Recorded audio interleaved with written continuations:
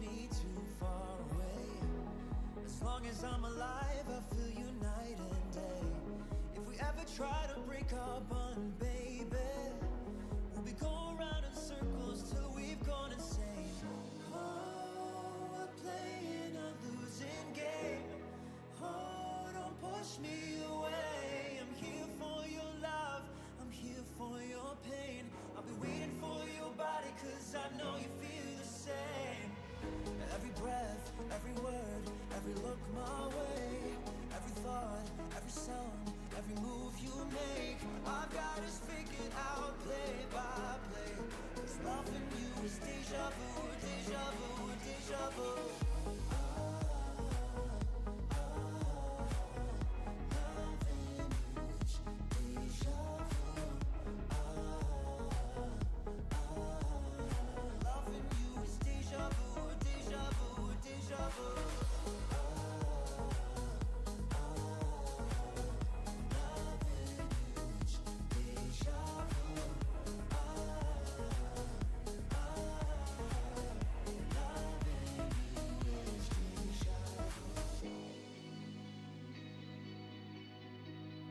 Loving you is deja vu, deja vu, deja vu. Loving you is deja vu.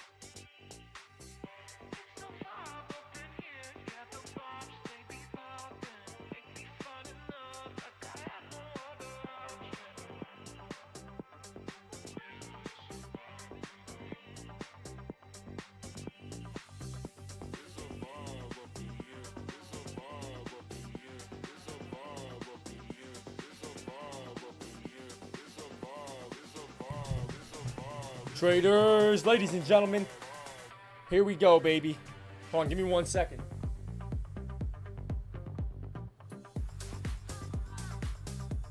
Okay, ladies and gentlemen, it's time. Ladies and gentlemen, it is time.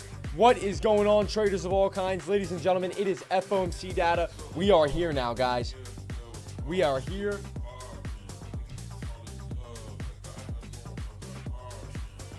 So I said take my Invisalign out. FOMC data comes out in 15 minutes, traders. 15 minutes. T minus. I repeat, T minus.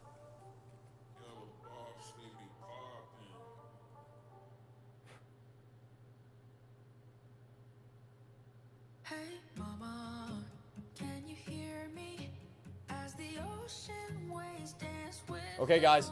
All right, traders. Sorry about that. So I have my accounts loaded up. Ladies and gentlemen, I have all of my accounts now loaded up. So if you guys take a look here, you guys will see 50,000 right here. If I click this button right here, you'll see also another one right here. So I have to check out something real quick. So I'm going to go MNQ on 1 micro. So let's just go with longs here or something. Like, it doesn't really matter, right? Order filled. Okay, so I'm in here.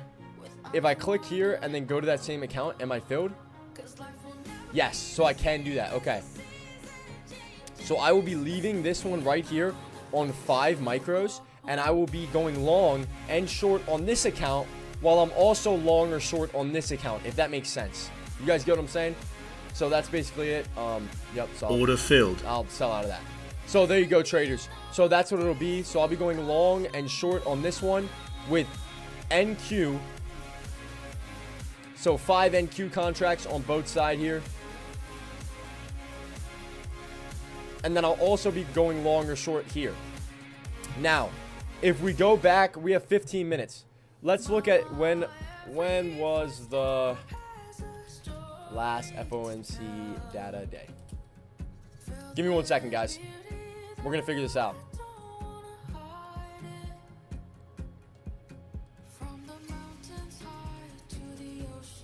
March 19th to March 20th, huh?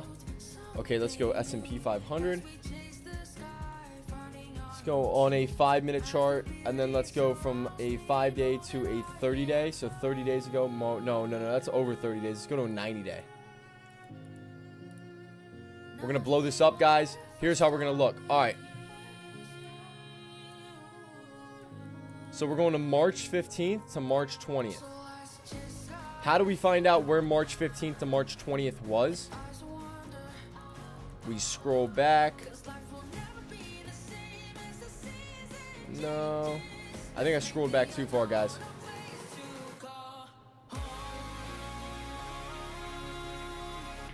No, let's go on a little 90-day. 1-hour chart. For 1716. Okay. Right here.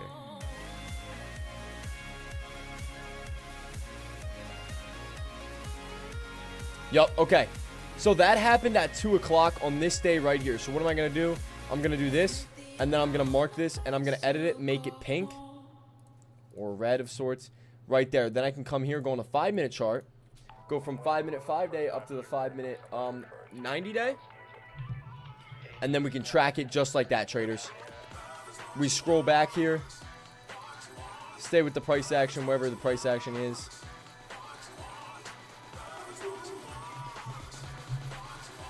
There we go, traders. Okay. As you see here, 2 p.m., guys. Look at that. There's your initial spike. So, traders. Now the ability to see. There you go. Okay. So we got about a 5. So from 515, we got all the way up to 517. I like it. I'm with it.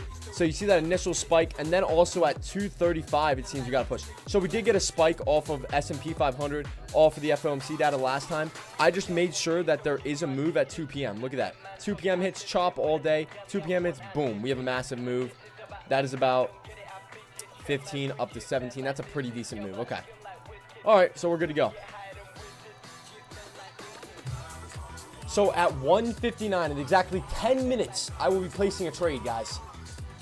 So if you guys have any questions, feel free to ask away.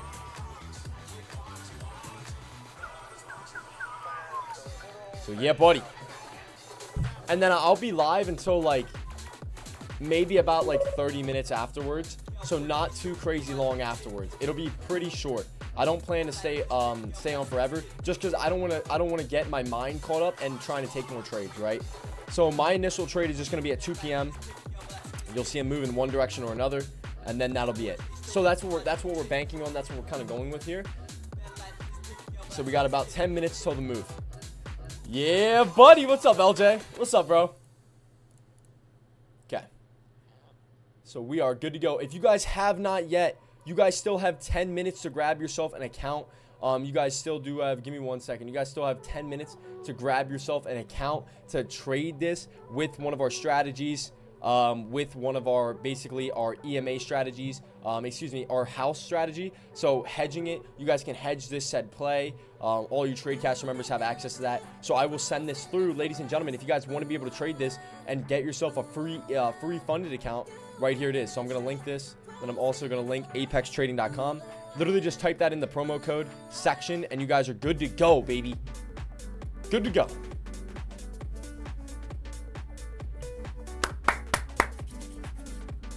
Woo!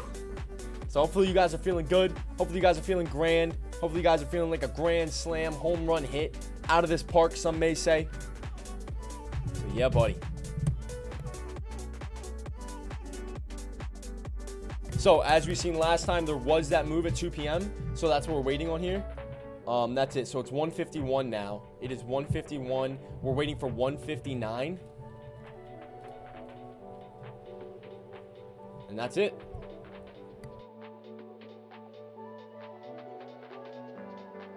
So if you guys have any questions, comments, concerns, feel free to ask away now while we wait for this meeting, while we wait for this to come out. Yeah, buddy. So doing great, man. Doing great so far. So if you guys have not been able to capitalize off it, here we go, man. How tight of a stop loss? No stop loss. No stop loss, LJ. Absolutely no stop loss. Remember, long one, short the other. No stop loss on them. Yep. Remember, we talked about it. You're gonna fail one, you're gonna pass the other. That's all it is. No stop losses, man. You can place a stop loss, but I don't recommend it. There's no point. There's no point. Yep. So if you guys are looking for the play, yeah, no stop. You can try it, but let's say I get short on this account right here, and I put my stop loss up here. What if it goes like this? Boom, boom, and then it dumps, bro. And then now this one just got stopped out because you went long on your other account, right? You just got stopped out, and now basically both your accounts, you basically just lost, I don't know, $1,000 to $1,500 on both your accounts, right? So then it's like, there's no point then. When if you would just let that thing rock and be quick with it, if you're quick with the buttons, you'll be fine. I will have a stop loss on this account though. This is my funded. I'm gonna try it. I'm gonna go short on it, and I'm gonna have a stop loss up here. I'm really hoping it gets filled. I'm not even sure if it's gonna get filled because of how fast the market's gonna move. I'm not gonna lie. I'm hoping it gets filled, but I'm gonna be realistic, and I'm not sure if it will get filled. So yeah. So that's kind of my thought process. I'm gonna go short with, so like I'm gonna go short here, but then I'm also gonna have 10 minis, like let's say like 10 minis at this high right here placed out. So like let's say it somehow spikes here. Basically 60 to 80 is about $200 I would lose, plus it would fill me there, and then let's say it rips up to, let's go with like, I don't know, 600. I would then make however much, like $1,000, $2,000 or whatnot. You get what I'm saying? But it would have to fill me, and that's where things get sticky if it doesn't fill you. So like you got to be quick with it, obviously, but you also need to be, you have to be ridiculous. You just got to be fast overall. You just got to be fast. You got to be on your stuff. Definitely for sure. So yeah, so you got to be a little careful. You also, let's say that thing does what is it? Are you grabbing micros on the personal? Yes. Yep. I'll be grabbing micros. Yep. Yeah, I'll be grabbing minis on the evals, and then on the the funded, I'll be doing micros on that one. So I'll be doing 5 short to the downside, and then let's say it does dump, then I'm gonna lock my gains up, and this sounds dumb, but I don't want to make like 10K. Like let's say somehow I'm up like 10K, that's not a good thing, because that means within the next 10 days I need to make another, like at least like 5 or 6K in a trade, in a few trades, right? Within a day. So I would love to make like 2K, 2,500. Then maybe, within the next week, I have a $900, $800 day, like a banger of a day, and then that's it, right? I don't want to make, I don't want to, I guess, have a massive day, if that makes any sense for you guys. Well, I'm here for the moves. Yeah, buddy. We are here, baby. So we got a couple minutes left. It is 1:54. So yeah, buddy. We are chilling out. We got Charting Queen in the building. We got LJ in the building. We got all these traders here, man. So like I said, you guys are ready. You guys are hyped up, man. So yeah, I'll be grabbing micros on the funded, and I'll be grabbing minis on the eval. And I'm really hoping I get filled on my on the funded account. I really that's the bank. Or let's just say this. Let's just hope that the market dumps here, right, off of the bad. So why am I going short off the rip on my personal? Because on my funded account, because I truly do think the market is going to sell off. I really just think it's a patience game in a way, right? So I know that the market's going to sell off or whatnot, I think it's a patience game. I think that I think that this market is overdue. So you look at CPI, and we had a 3.7%. I guess what do we have? A 3.8. So we had an increase. Sorry, I'm looking at the charts. I'm not really focusing too much. We had an increase in inflation. We went from 3.7 to basically 3.8, which is not what we're looking for, right? We want to see it continue to dump down. So interest rates are basically, well, we're definitely not doing a cut. So is it going to be a good thing if we stay still, or are we going to do another increase? So that's going to be the hard part here, is really just getting that down pat. And realistically, what do I see? I do see the dump coming in. Once again, I'm not biased. That's why I am going to hedge it. I'm not biased one way or another, but I definitely could see the dump-a-rooski come in. But yeah, guys, if you guys were here earlier, man, I basically called this out, this spike. I was like, I feel like I'm in just a little bit too early. The second I hopped off, bro, literally a couple minutes after I hopped off, look at that. Started to take back off here to the top side. I knew it was going to chop around all day. Very tight range here of basically $1, $1.50, so.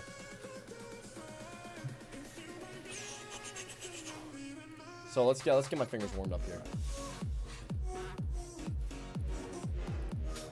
So 44 buy. Sell. Whoa. MNQ sell. Okay. I think we're ready. I think we're good to go. I think we're ready. I think we're good to go. I think we're good to go. We are chilling out. We are feeling great. We are looking for this good old dump-a-rooski here. And then spike-a-rooski. Once again, if you guys are doing the I would say the house strategy, be very cautious with it. You don't want to make a crap ton if you guys are on funded. If you guys are on evals, just looking to pass. That's it. Guys, we just hit our going commissions on Apex as well, so I will be getting you guys a personal code. We will be switching the code up this coming week. Next week, we get a new code. It's probably going to be code Buddy. So it's going to be code Buddy probably, or code Yeah Buddy. One or the other. YB Yeah Buddy or code Buddy. Any chance price won't? Nope. I feel as if it will react. It's a matter of, are you fast enough to be able to get out of your play, right? So that's really it. Yeah, that's kind of my thought process. I definitely think it's gonna react. Don't worry about that. So yeah, buddy, let's get ready to rumble. Yeah, buddy. So traders, this is where we're at, man. Having a great day. Praise the Lord, baby. Praise the Lord. Glory to God, baby. Glory to God for everything here, man. All right. So we got S&P loaded up here. We're going to restore ourselves here. We're going to have our normal charts up now. NVDA has been having a move, though. NVIDIA's been having a little bit of a move.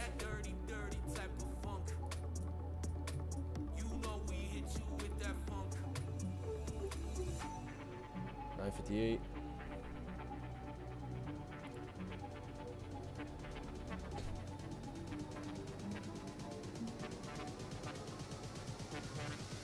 All right, here we go, guys.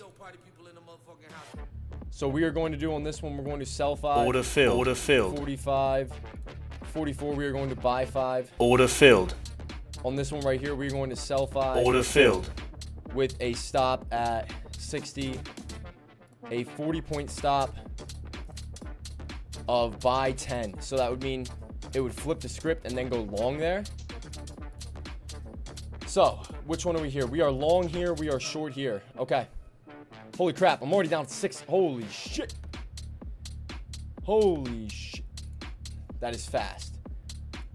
All right, let's hope this. I should have waited a few seconds to purchase this one. I might have gotten in a little bit early. It's okay. It's okay.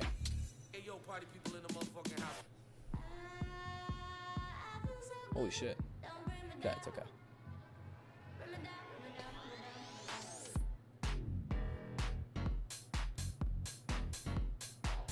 See, market's reacting, nothing yet. There goes the longs. Order filled.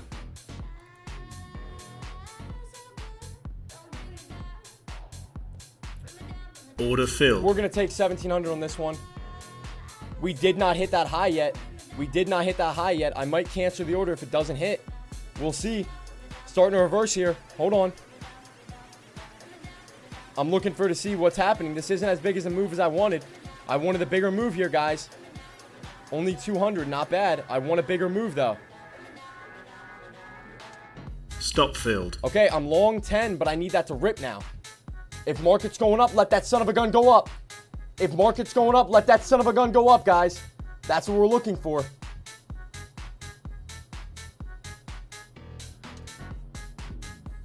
It's like if market's going up, then that thing needs a spike here, boys.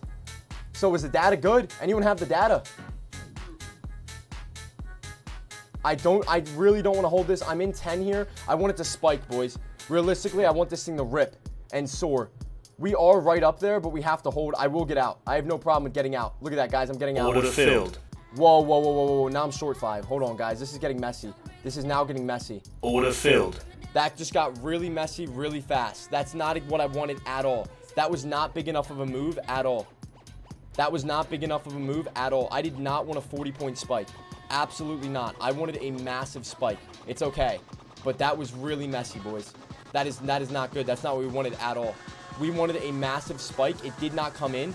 It didn't even come in enough to fill me out. This one obviously got stopped out, but that was not good. That was not fast, boys. No, that was bad. That was bad data. Yup. That was not good, guys. So now we have a meeting in 30 minutes, but that was not good at all, guys. We needed move. So I thought that was going to essentially get more of a spike than it did. More of a rip and run, more of a climb, more height, more energy. There was nothing. That was a dead move. So for an FOMC meeting move, that was pretty bad. That was really bad. Wow. So that's not what I like to see at all, guys. That's really crappy. That's really, really crappy. I'm not going to lie. I'm up 1,700 on this eval, but I'm not looking to be up 1,700. You know, I'm looking to make 5,000. You know, I'm looking to make 6,000. You know, I'm looking to make a massive amount on that said move. You know, I'm not looking to be up 1,700 bucks on some longs. You know? So, wow. Wow, what a slow move, man. What a slow move, guys. So now he's going to talk around 230. Oh my gosh, dude. Damn, that really sucks, guys. That really, really sucks. That really bites me, man. That really bites me. Yeah, that's wow. So, I mean, cut the gains on this one. Only, you know, I have a $1,000 stop on it now due to the fact that we didn't have the momentum. You know, we spiked up to the point of 500, got a little bit above 500, but then what? Nothing, right? What kind of move, bro? Like, that isn't like... So I'm assuming we did not cut. I'm assuming we did not increase. I'm assuming we sat flat. We didn't do anything, which is okay. But now you have to wait till the time at 2:30 to take another trade, guys. And that's not what I wanted. Realistically, I'm going to be honest. I wanted action. I wanted momentum. So for that to happen, no.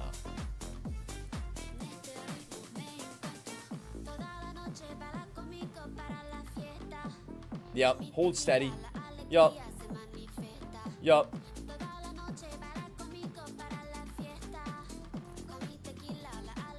Yup, hold steady. Not what I was looking for, guys. Not what I was looking for. I was not looking for that to hold steady at all. I wanted to see that thing move, man.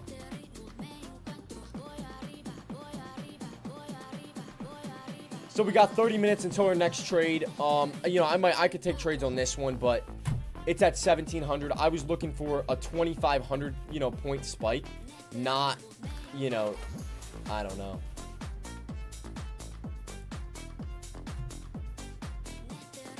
That's on 5 minis, guys. That's ridiculous. Wow. Wow. How did I get filled there? What the heck? Wow. Yep. So, absolutely no sell-off. Nothing's happening in the market. Kind of just sitting flat now.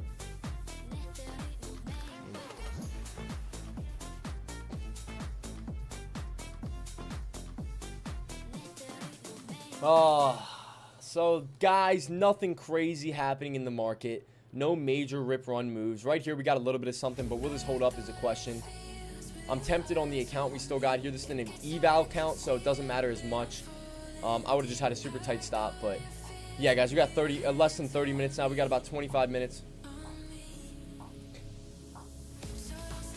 Question for that: can you play 5 contracts? No, you can play more. It's just 5's 9 times out of 10, 5 is enough to let you sell fast enough.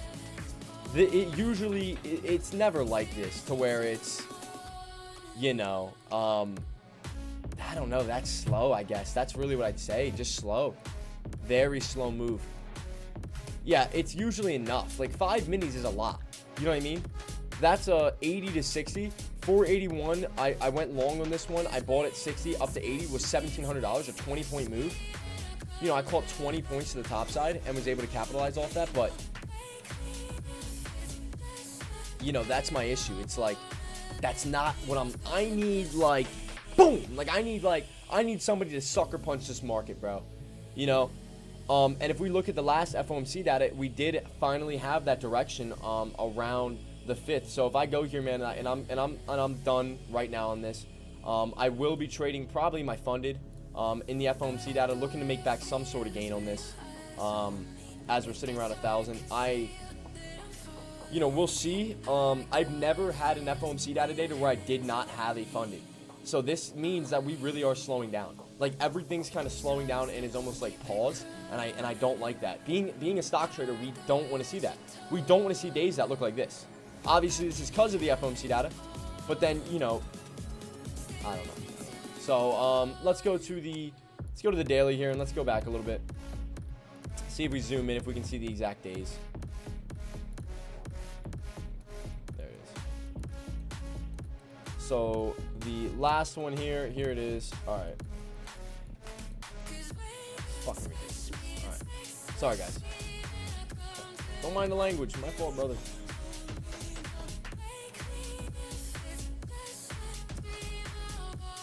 Give the 1 hour. So the last 90 days. There we go. I know everyone hurts differently. So I have it written up of what time. Oh, right here it is. Yeah, it's clear as day. So look at that move on the S&P 500 on this day. Right, so I can mark this day, and we'll do it again. We're going to go back to this day. This is the last FOMC data day. I want to go back to it, and I want to take a look at it, guys. So I want to go back to it. I want to take a look at it, and I just kind of want to see it, you know, what it looks like here. So I'll mark it like that. Then I'll go to my 1 minute, and then I'll go to my 1 minute. Actually, we're going to go to a 90-day, and I'll probably load up a 5 minute then. Yup. Okay. Right here. Okay. So there's that, and then we can do this on NQ as well. So we'll go to a 1 hour, and don't mind that. That was for a past lesson. We'll go to a 1 hour time frame. We'll go to a 90-day again.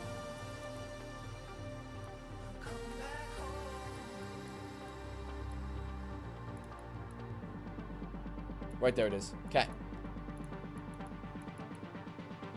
So right here, you see we went from 265 all the way up to 422. We just went from 458 up to 515 all the way back down. So what I'm going to do is I'm going to, again, mark this. I'm going to mark this right here. I'm going to edit the properties, make it a different color so it's easy to see. Go green here, then go down to our 5 minute. Go to our 5 minute, go to our 90-day 5 minute. And then we're going to go back to that last FOMC data day. And then we get to see exactly what it looked like. Right, so we have that past chart history to kind of help us out here. I see a lot of red along the way, and I don't like that. So look at that. Okay. So you did get your initial pop-up from 287 all the way back up to 320. So about 150 point move. Right around here, we had it from 460 up to about 516. So not even as much of a move here. What I will say also we had was then you had that nice little chop city or whatnot down to the 2 o'clock. What is it? Down to 230 right there. So right there's 230. Right here's 235. Look at that. And then we started to take off and rip and run, and that direction was set. So we do have about 10 minutes until 20. We have about 20 minutes here. 20 minutes until we get some direction. So yeah, buddy. Locked in 2K. Yeah, buddy, man. LJ with the Bankaroonie, baby. I love it. So yeah, guys. So that's what we're waiting on at this point. I will still be trading micros. I just don't really have, and I might trade this account here as well. I just,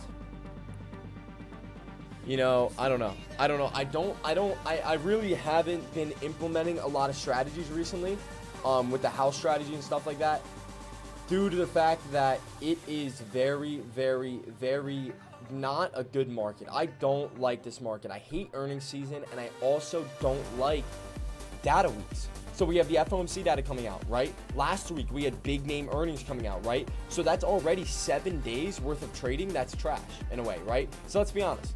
Last week, due to Meta, due to Tesla, last week was a little bit slower Monday, Tuesday, correct? And then you had, whatever it may be, Amazon yesterday, etc. earnings coming out. It slows down the market. Not only just that with the earnings last week, this week we have the big news FOMC data coming out, right? So you have that data coming out. So that's also harder to trade as well. So it's a lot of back-to-back, just hard to trade action that can be taken into consideration. I'm thinking about entering in here with 5 minis just to take a stab with a very tight stop loss. Order filled. See what happens right here. Get a pop above this. Give me a little bit of gain and I'll get out. If not, order filled. Whoa. What account is this on? Hold up. Okay.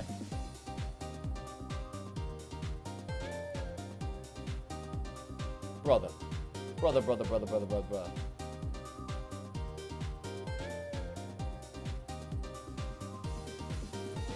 Order filled.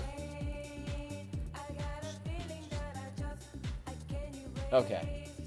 Guys, bro, today, I was literally just like, give me like a $200 pop here above that set point right there. I'll be good to go, guys. I'm gonna lock it out. Market. Oh, here we go. Thanks, bud. Sorry, okay. Oh my dude, I can't. Oh, guys. All right, guys. So the time is 2:12. I will be back at 2:25.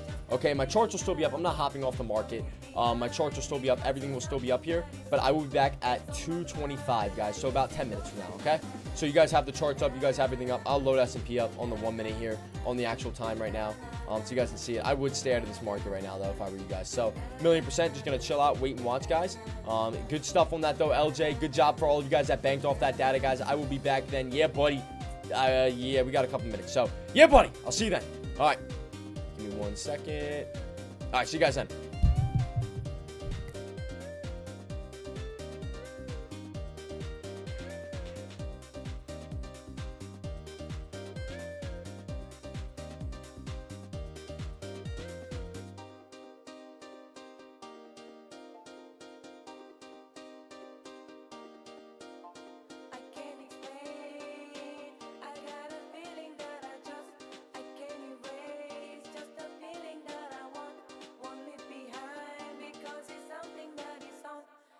My mind, I guess it goes like na na na na na na na na.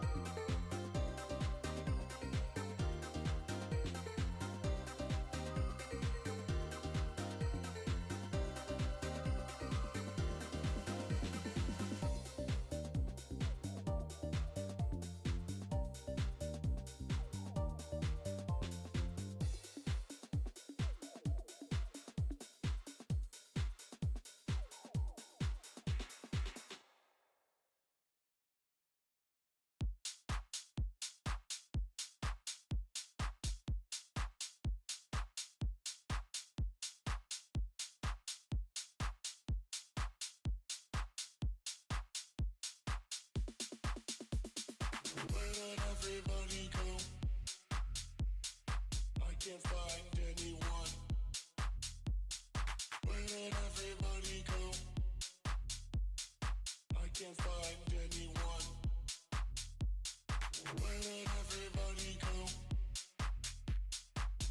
can't find anyone. Where have all my friends gone? I can't find anyone. Where did everybody go? I can't find anyone. Where have all my friends gone? I can't find anyone. Where did everybody go? Where did everybody go? Where did everybody go? Where did everybody go? Where did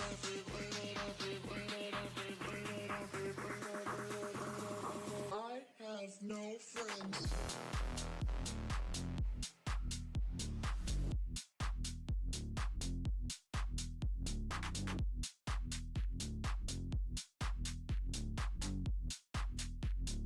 I have no friends.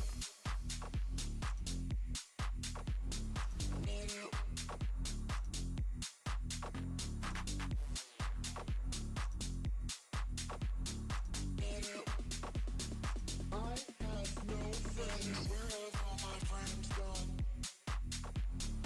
I can't find anyone. Where did everybody go? I can't find anyone. Where did everybody go? I can't find anyone. Where have all my friends gone? I can't find anyone. Where did everybody go? Where did everybody go? Where did everybody go? Where did everybody go? Where did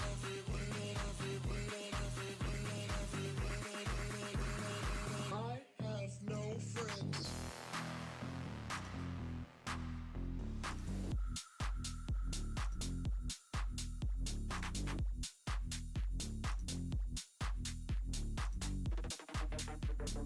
I have no friends.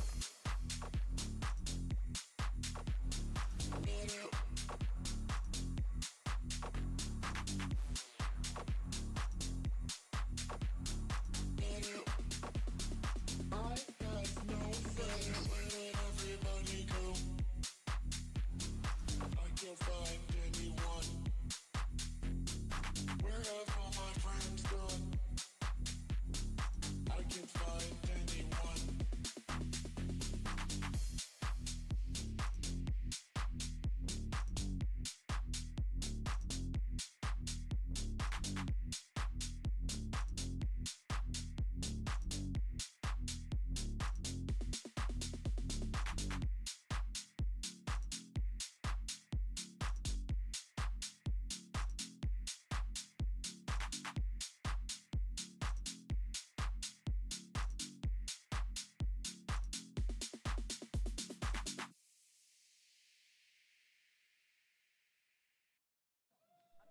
Hey, yo, Trey.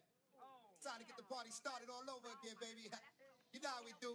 Everybody, We come on. like hustlers, ballers, all up in the house at the bar popping, working it out. We like strictly pissy chicks sipping the yak in the club back and throwing it back. We need riders, thugs, and scheme up in the cut, gangsters on the floor, throw it up. We be ghetto celebrities in the VIP, blowing back to the green. That's how we do it. Hustlers, ballers, all up in the house at the bar popping, working it out. We like strictly pissy chicks sipping the yak in the club back and throwing it back. We need riders, thugs, and scheme up in the cut, gangsters on the floor, throw it up. We be ghetto celebrities in the VIP, blowing back to the green. That's how we do it.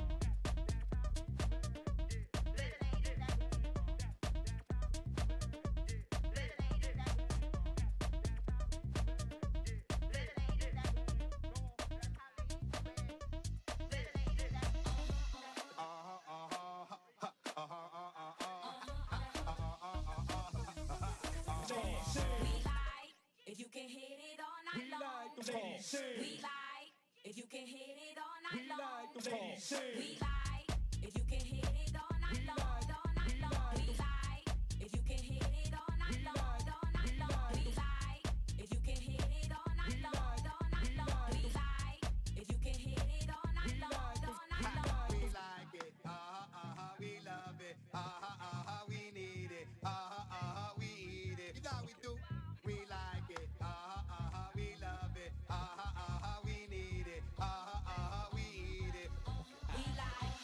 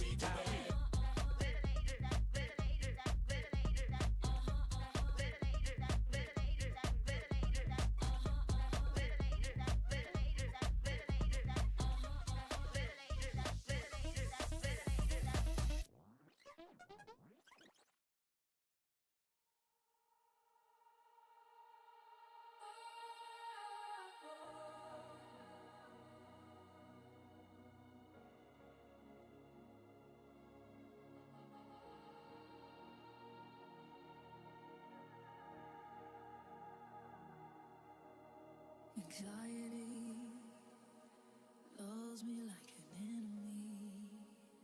No hiding when it comes for me, creeping up inside.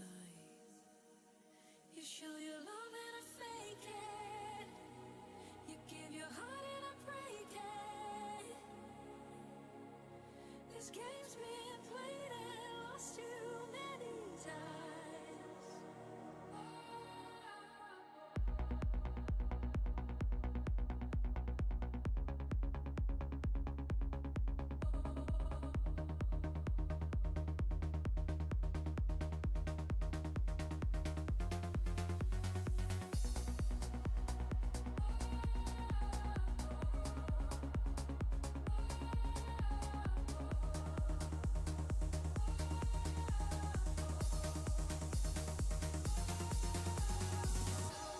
One of these days, something will break inside. You've been here before, I know we won't survive. And everything that you thought was true is truly just a lie.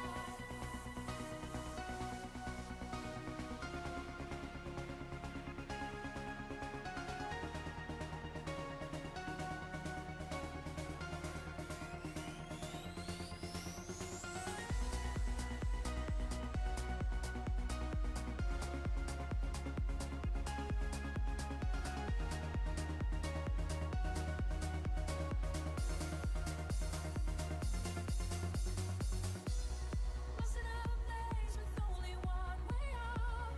Clean cut away, I'm gonna leave without you. Time and time I lose the game that I don't wanna play.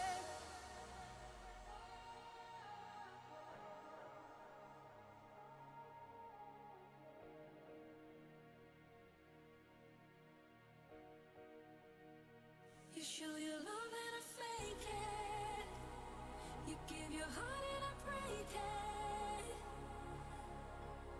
This game's been played and lost too many times.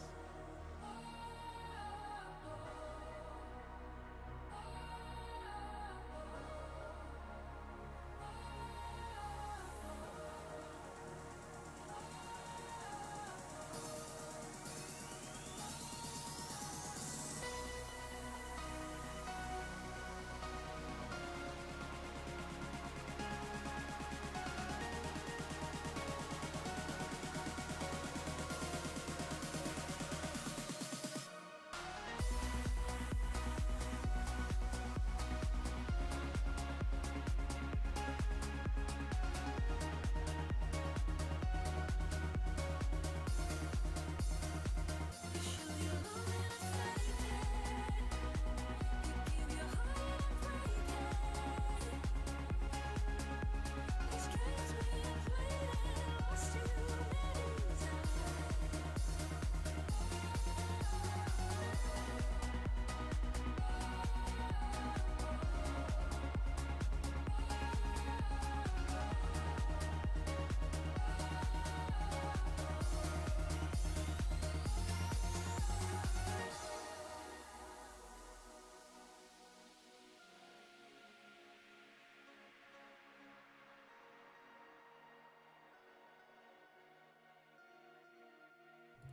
Traders, we are back, baby. We are back for this meeting in 5 minutes from JP. He's going to be speaking, guys. So we are back for the meeting at hand, ladies and gentlemen. So let's load this thing up. Let's go JP live today. Oh, I like seeing it by right there. It is. Yeah, buddy, right there it is. The Federal Reserve. I love it. I love it, baby. All right, guys. Nice green screen. Yeah, you like it? Yup, yup. What's up, Grambo? What's up, buddy? Show your face. I'm here, my friend. I am here, buddy. So, yeah, sir. So, we got the green screen. Yeah, I know. I know. You like that? You show your face? Yeah, right? This guy. There we go. Okay.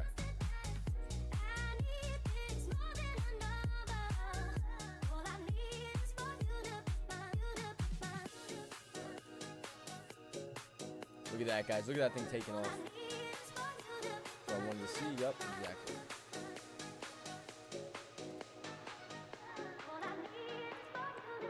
Everyone's getting a little hype, maybe, huh? little bit of hype in the building, eh? A little bit of hype in the building. Would love to take a trade here, but what should I do with the account that didn't win? It didn't blow. Just kind of hold on to it. Trade it then, bro. There you go. So once you think you're profitable, once you think that you're ready to trade it, just trade it, bro. 100%. You're good to go then, dude. That's awesome. Yeah, that's good. If you put a stop loss in play and that worked out, that's awesome, bro.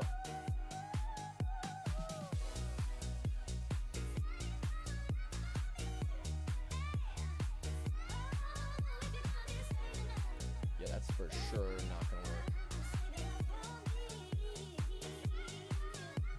Look at that, guys. Wow. So I do have a tight stop loss. I mean, this move really didn't work out, guys. I'm not gonna lie. So I do have a tight stop loss of $400 on this account. It did not work out for myself due to the fact this move was not crucial enough. I was up 1,700, ended up taking another trade on it right here on NQ, right there. So as much as that game was 1,700, right here's a $1,200 loss with the trailing stop loss. Not a great thing. So I would love to get involved in this play right now, long side, but I know that literally within 2 ticks, the account could be gone. So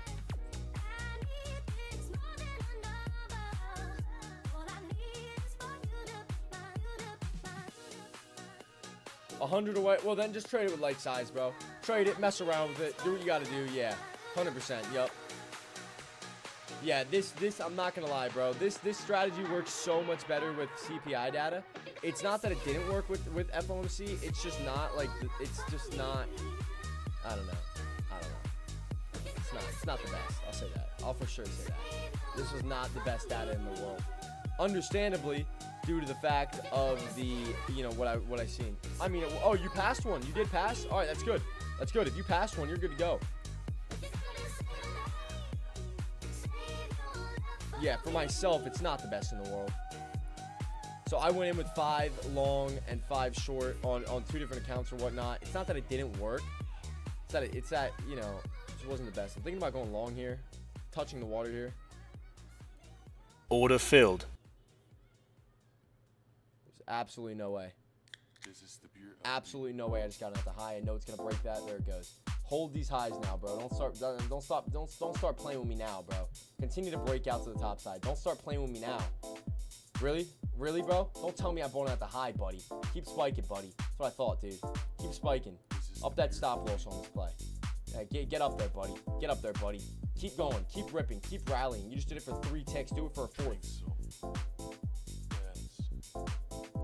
So let that thing continue to rip and run on you guys. If you guys are in, I'm just going to hold this out on this account at this point and let this thing rip, rally, run. I want to see how high it can get here. I know it can get pretty high. Do not even make an upper shadow here. You just have 1, 2, 3. Make this a 4th green candle in a row here. Hold these highs. I don't think that that's going to be the high at all. Holding above, what is that, 503, beautiful. Want to see that. Absolutely not. Go green here. That's crazy. Stop filled. So they're saying YB, stop trade. Oh, never mind, guys. Here he is. The man, the myth, the legend, guys. Hold on, let's turn this up. Music off.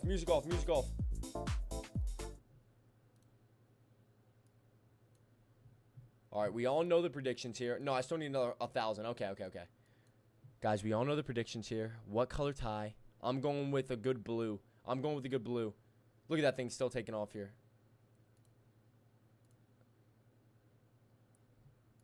Absolute utter horse shit. Purple. Fuck. You were right, Grambo. You were right. You were correct. Grambo's correct. Damn it.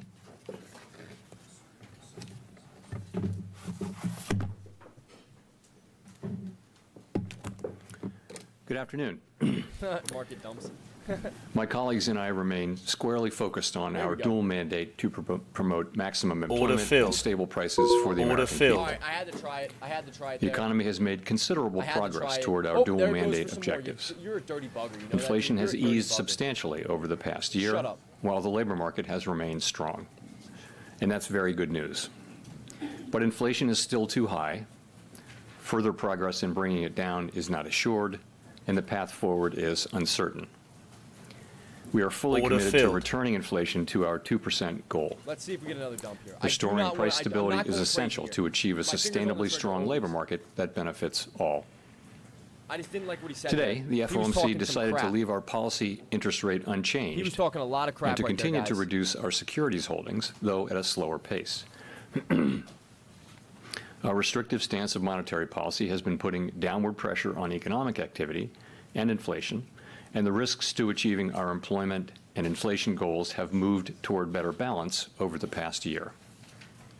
However, in recent months, inflation has shown a lack of further progress toward our 2% objective, and we remain highly attentive to inflation risks. I'll have more to say about monetary Wow, policy there's no after way it's briefly wicking right now. It's reviewing dumping. economic There it developments. goes. Come on, baby. Recent indicators suggest that economic activity has continued to expand at a solid pace. Let that thing dump. Let that Although thing dump. GDP growth Let that thing moderated dump. from 3.4% in the fourth quarter of last year to 1.6% in the first quarter, private domestic final purchases, which excludes inventory investment, government spending, and net exports, and usually sends a clearer signal on underlying demand, was 3.1% in the first quarter, as strong as the second Stop half of filled. 2023. Yeah, it was an eval. It was an Consumer eval. spending It was has an been eval. robust over the past several quarters, even as high interest rates have weighed on housing and equipment investment. Improving supply conditions have strategy came supported in. resilient demand and the strong performance of the U.S. economy over the past year. The labor market remains relatively tight, but supply and demand conditions have come into better balance. I don't like what he's saying, man. Payroll job gains averaged 276,000 jobs per month in the first quarter, while the unemployment rate remains low at 3.8%. Strong job creation over the past year has been accompanied by an increase in the supply of workers, reflecting increases in participation among individuals aged 25 to 54 years and a continued strong pace of immigration. Nominal wage growth has eased over the past year, and the jobs-to-workers gap has narrowed, but labor demand still exceeds the supply of available workers. Inflation has eased notably over the past year, but remains above our longer-run goal of 2%. I don't think Total it's- PCE prices rose 2.7% over the 12 months ending in March. Excluding the volatile food and energy categories, core PCE prices rose 2.8%. The inflation data received so far this year have been higher than expected. Although some measures of short-term inflation expectations have increased in recent months, longer-term inflation expectations appear Order to remain filled. well anchored, as reflected in a broad range of surveys of households, businesses, and forecasters, as well as measures from financial markets. The Fed's monetary policy actions are guided by our mandate Order to promote filled. maximum employment 12. I'm not and gonna stable hold. I will prices not for the hold. American people. I will not hold, guys. My colleagues and I are acutely aware that high inflation imposes significant hardship as it erodes I'm purchasing just going power, to wait till the questions, guys. especially for those least able to meet I'm the just gonna higher wait till the costs of questions. essentials I don't like like- I food, don't like where we're housing, at. and I transportation. do not think this is positive. We are I don't strongly think committed to anything here returning is positive, inflation by the to way. our 2% objective. Just want to put it out there.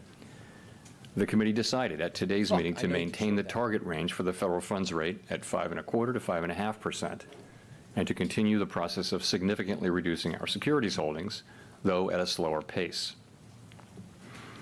Over the past year, as labor market tightness has eased and inflation has declined, the risks to achieving our employment and inflation goals have moved toward better balance.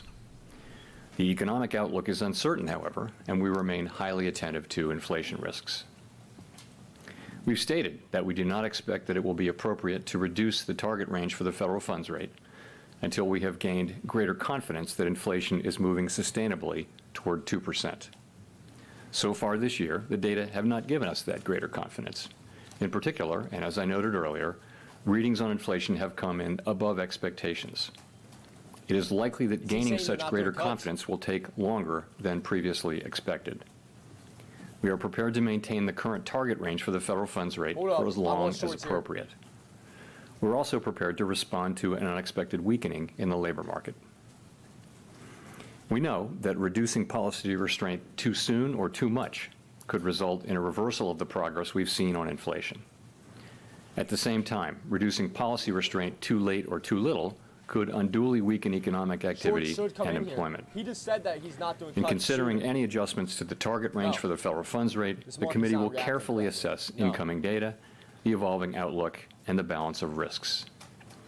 Policy is well positioned to deal with the risks and uncertainties that we face in pursuing both sides of our dual mandate. How are we going up right now? We will continue to make decisions meeting by meeting. Turning to our balance sheet, the committee decided at today's meeting to slow the pace of decline in our securities holdings, consistent with the plans we released previously. Specifically, the cap on Treasury redemptions will be lowered from the current $60 billion per month to $25 billion per month as of June 1. Order filled. Consistent with the committee's intention to hold primarily Treasury securities in the longer run, we're leaving the cap on agency securities unchanged per month, and we will reinvest any proceeds in excess of this cap in Treasury securities. With principal payments on agency securities currently running at about $15 billion per month, total portfolio runoff will amount to Order roughly filled. $40 billion per month. I will not hold. The decision to slow the pace of runoff does not mean that our balance sheet will ultimately shrink by less than it would otherwise, but rather allows us to approach its ultimate level more gradually. Good shit, Joe Fi. In particular, slowing the pace of runoff will help ensure a smooth transition, reducing the possibility that money markets experience stress, and thereby facilitating the ongoing decline in our securities holdings How is this happening right now, that are guys? consistent with reaching the appropriate level of ample reserves. We remain committed to bringing inflation back down to our 2% goal and to keeping longer-term inflation expectations well anchored. Restoring price stability is essential to set the stage for achieving maximum employment and stable prices over the longer run. To conclude, we understand that our actions affect communities, families, and businesses across. Okay, before you come finish this, he literally said that they plan to not do rate cuts for a little bit of a while. He literally was like, we are going to hold doing cuts for a while due to the fact that it doesn't look like, it doesn't look like we can as of right now, right? That is insane that the market then said, oh, that's great. How is that great, bro? But do you consider the current policy rate still, are you confident that it's sufficiently restrictive to get inflation back to 2%? So I do think the evidence shows, pretty clearly that policy is restrictive and is weighing on demand. And there are a few places I would point to for that. You can start with the labor market. So demand is still strong, the demand side of the labor market in particular, but it's cooled from its extremely high level of a couple of years ago. And you see that in job openings. You saw it, more evidence of that today in the JOLTS report, as you'll know. Is that so people want it's still that, higher than basically? pre-pandemic, but it has been coming down both in the Indeed report and in the JOLTS report. That's demand cooling. The same is true of quits and hiring rates, which have essentially normalized. Above 600. I also we look at surveys of workers and, surveys of workers and businesses and ask workers, are jobs plentiful, and ask businesses, Order are filled. workers plentiful? Is it easy to find workers? And you've seen that the answers to those have come back down to pre-pandemic levels. You also see in interest-sensitive spending like housing and investment, you also see that higher interest rates are weighing on those activities. So I do think it's clear Order filled. that policy is restrictive.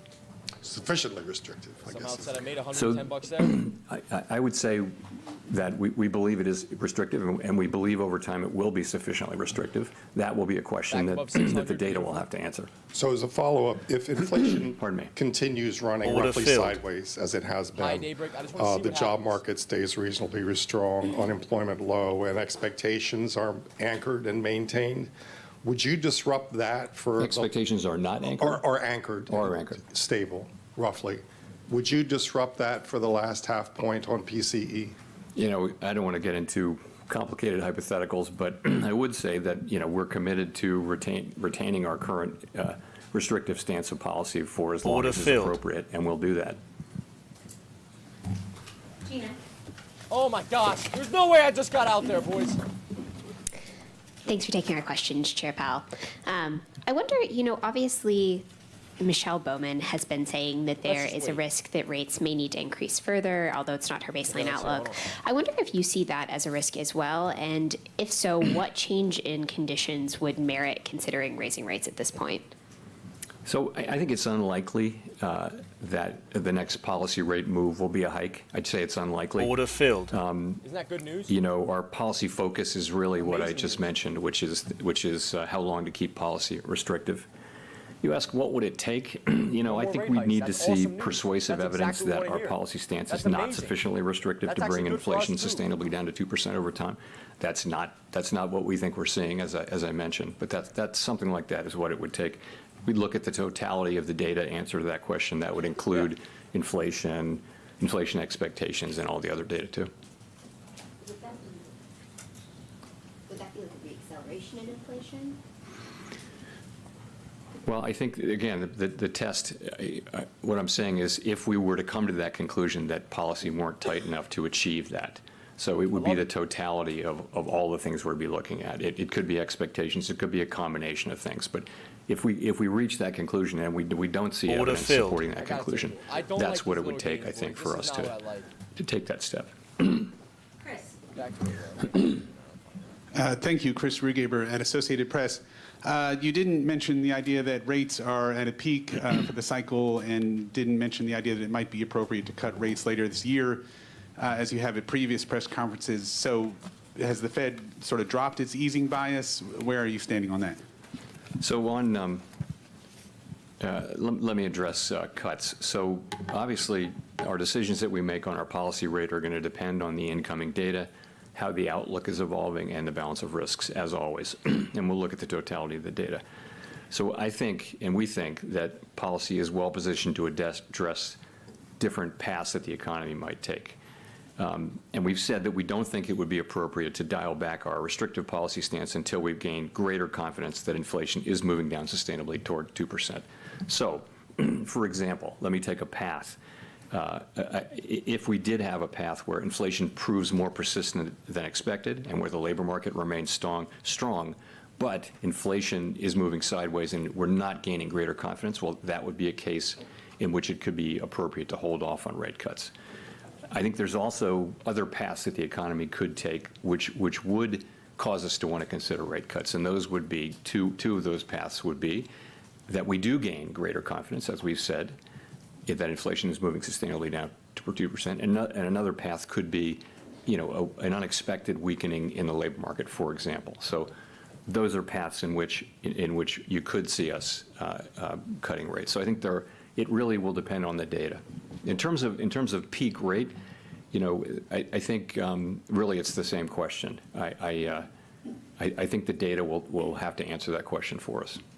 Well, and could you just follow on the path where you might not cut? Is that, you mentioned that it would be inflation persistent. I mean, is inflation, would that be the key data in making that decision, or could you expand a bit more on that? Thank you. Again, we've set ourselves a test that for us to begin to reduce policy restriction, we'd want to be confident that inflation is moving sustainably down to 2%. And for sure, one of the things we'd be looking at is the performance of inflation. We'd also be looking at inflation expectations. We'd be looking at the whole story, but clearly incoming inflation data would be at the very heart of that decision. Nick?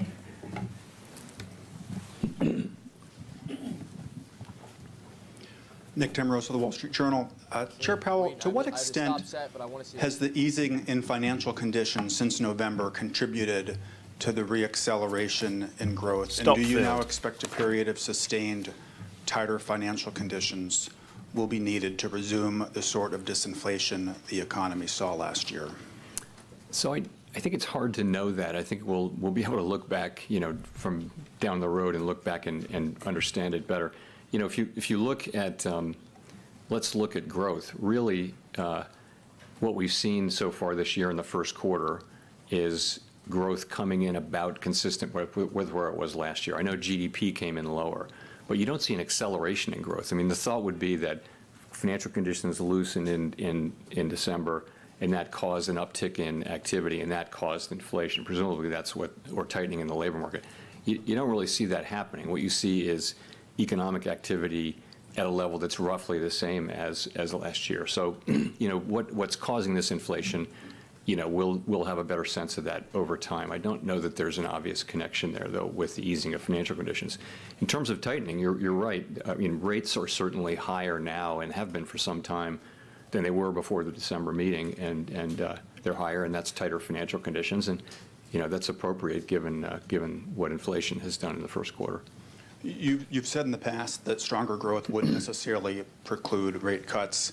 I wonder, would continued strength in the labor market change your view about the appropriate stance of policy if it was accompanied by signs that wage growth was reaccelerating? So I just want to be careful that we don't target wage growth or the labor market. And remember what we saw last year: very strong growth, a really tight labor market, and a historically fast decline in inflation.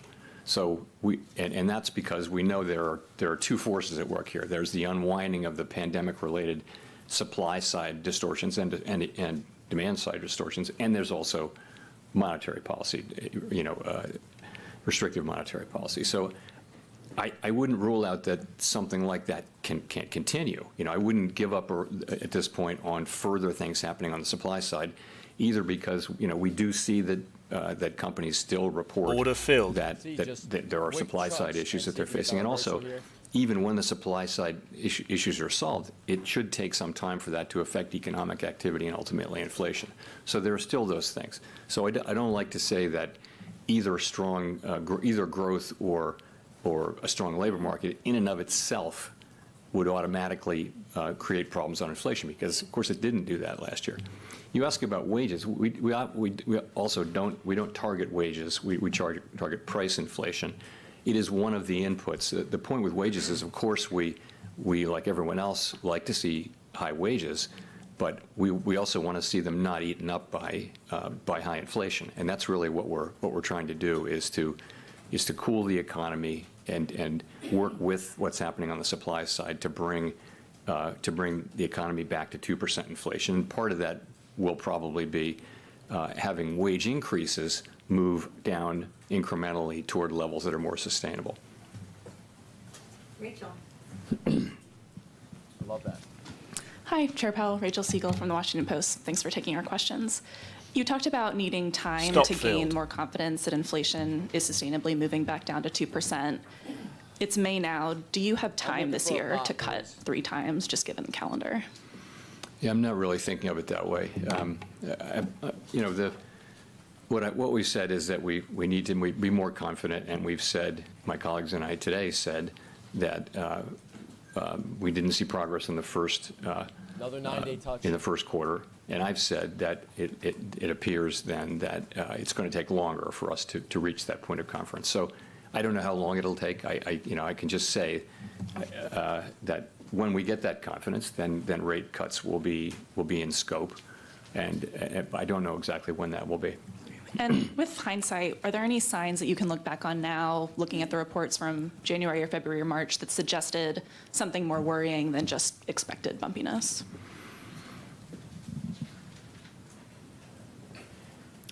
Not really. So I thought it was appropriate to reserve judgment until we had the full quarter's data, until we saw the March data. And so take a step back. What do we now see in the first quarter? We see strong economic activity. We see a strong labor market, and we see inflation. We see 3 inflation readings.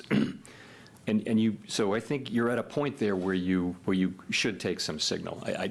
We don't like to react to 1 or 2 months' data, but this is a full quarter, and I think it's appropriate to take signal now, and we are taking signal. And the signal that we're taking is that it's likely to take longer for us to gain confidence that we are on a sustainable path down to 2% inflation. That's the signal that we're taking. Steve.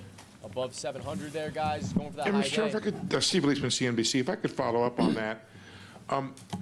What particular areas were sort of temporary or blips in the inflation data in the first quarter? And what's the dynamic by which you expect them to work out in the coming months and quarters? Yeah.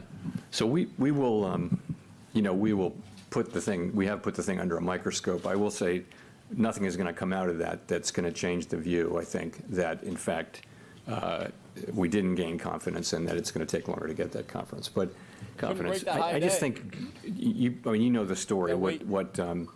What's happened since December is you've seen higher goods inflation than expected, and you've seen higher non-housing services inflation than expected, and those two are working together to sort of be higher than we had thought. And there are stories behind how that happened. And I think my expectation is that we will, over the course of this year, see inflation move back down. That's my forecast. I think my confidence in that is lower than it was because of the data that we've seen. So we're looking at those things. We also continue to expect, and I continue to expect, that housing services inflation, given where market rents are, those will show up in measured housing services inflation over time. We believe that it will. It looks like that there are substantial lags between when lower market rates turned up and for new tenants, and when it shows up for existing tenants or for in housing services. So, if I could just follow up, is there a bit of a contradiction in the idea that you are reducing quantitative tightening, which is sort of an easing, while you're holding rates steady at a restrictive rate to try to slow and cool the economy and inflation? Thank you. No, I wouldn't say that, no. I mean, the active tool of monetary policy is, of course, interest rates. And this is a plan we've long had in place to slow, really not in order to, to provide accommodation to the economy, but to be less restrictive to the economy. It really is to ensure that the process of shrinking the balance sheet down to where we want to get it is a smooth one and doesn't wind up with financial market turmoil the way it did the last time we did this, and the only other time we've ever done this. Craig. I don't trust that, guys. From I don't Bloomberg. trust that. Two questions. First, simple one. Given the run of data since March, has the probability in your mind of no cuts this year increased or stayed the same? That's the first question. Second question. Chair Powell, you joined the board in 2012, and I'm sure you remember, as I do, what the jobless recovery was like. Lawyers, accountants, all kinds of highly qualified people who couldn't get jobs. And given your history there, I wonder if there's an argument for being more patient with inflation here. We have strong productivity growth. That's helping wages go up. We have good employment. And so it seems to me there's a lot of hysteria about inflation. I agree, it's, nobody likes it, but is there an argument for being patient and working with the economic cycle to get it down over time? Thank you. So on your first question, I don't have a probability estimate for you, but all I can say is that, we've said that we didn't think it'd be appropriate to cut until we were more confident that inflation was moving sustainably on at 2%. We didn't get, our confidence in that didn't increase in the first quarter, and in fact, what really happened was we came to the view that it will take longer to get that confidence. And I think I think it's, the economy has been very hard for forecasters broadly to predict its path, but there are paths to not cutting, and there are paths to cutting. It's really going to depend on the data.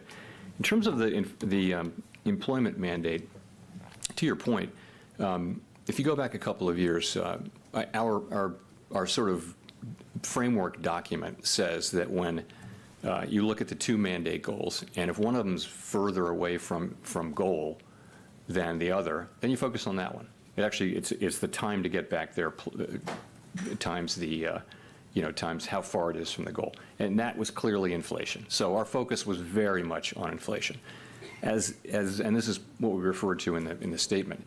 As inflation has come down now to below 3% on a 12-month basis, it's become, we're now focusing, the other goal, the employment goal, now comes back in to focus. And so we are focusing on it.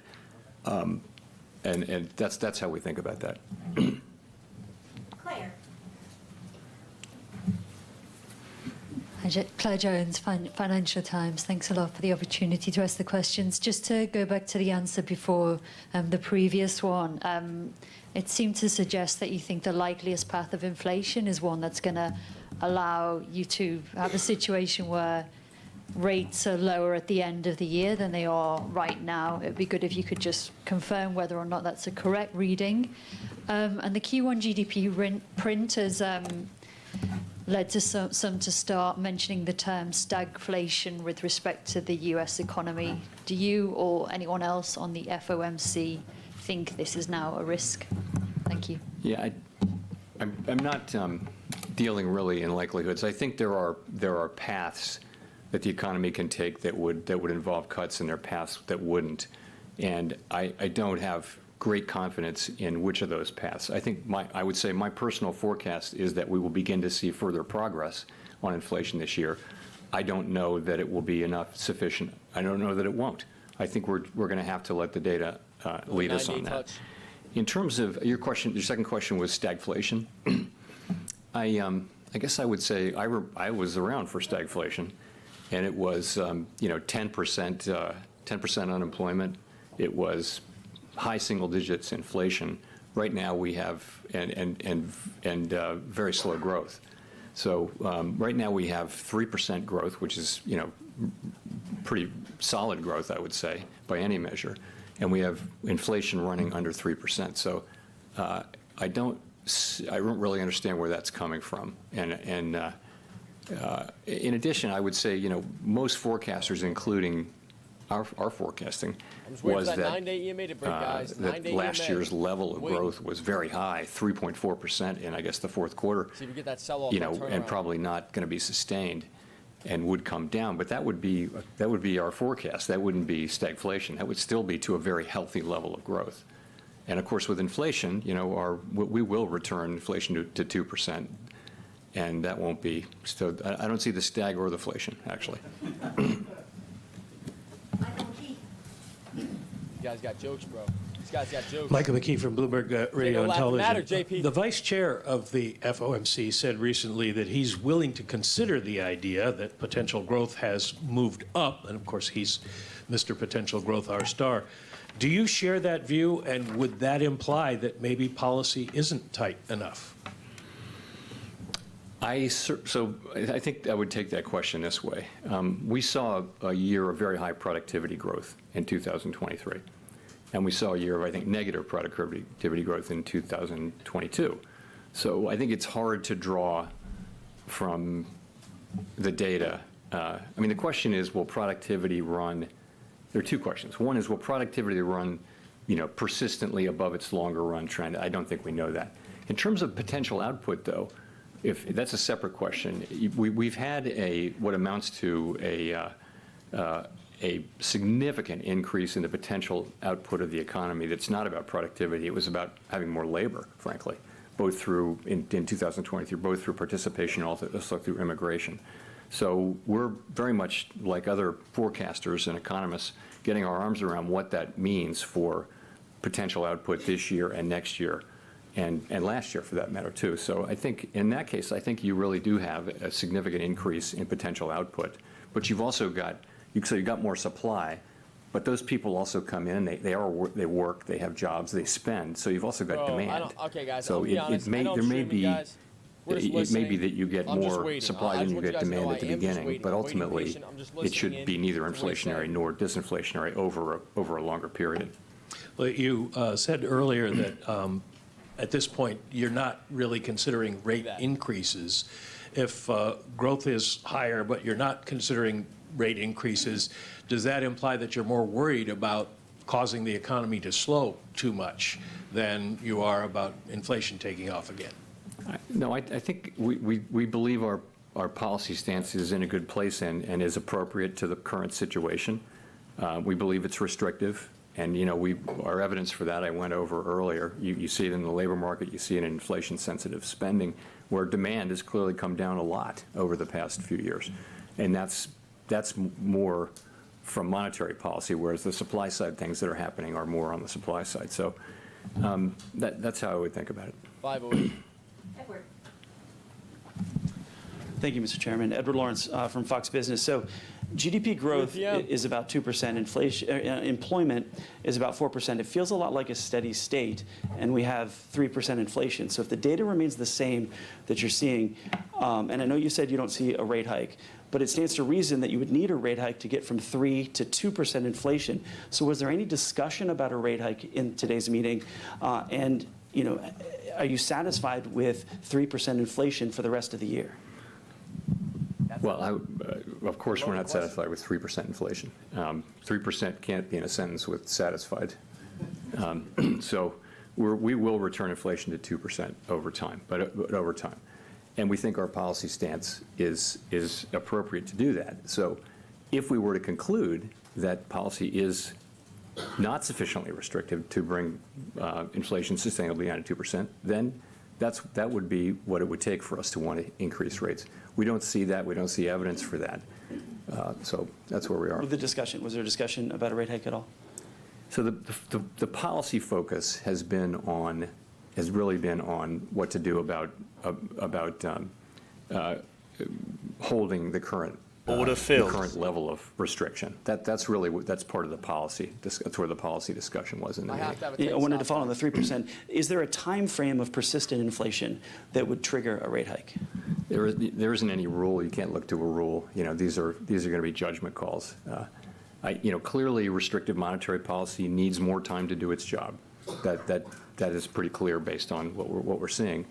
How long that will take and how patient we should be, it's going to depend on the totality of the data, how the outlook evolves. Stopfield. 111, not bad. Again. Hi, Victoria Guido with Politico. You've talked about your commitment to being apolitical and nonpartisan, and I was just wondering, given that it's an election year, is the bar for rate changes higher close to an election? And similarly, is there a significant economic difference between, starting to cut in, say, September versus December? So we're always going to do what we think the right thing for the economy is when we come to that consensus view that it's the right thing to do for the economy. That's our record. That's what we do. We're not looking at anything else. It's hard enough to get the economics right here. These are difficult things, and if we were to take on a whole nother set of factors and use that as a new filter, it would reduce the likelihood we'd actually get the economics right. So that's how we think about it around here. And we're at peace over it. We know that we'll do what we think is the right thing when we think it's the right thing, and we'll all do that. And that's how everybody around here thinks. So I can't say it enough that we just don't go down that road. If you go down that road, where do you stop? And we're not on that road. We're on the road where we're serving all the American people and making our decisions based on the data and how those data affect the outlook and the balance of risks. And then is there a significant difference between, whether you start in, say, September versus December? Have you guys just gotten in long and held it? There's a significant difference between an institution that takes into account all sorts of political events and one that doesn't.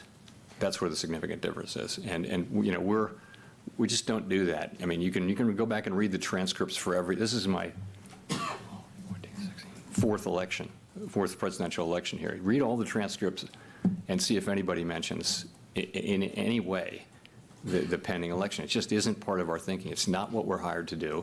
If we start down that road, I don't know how you stop. So.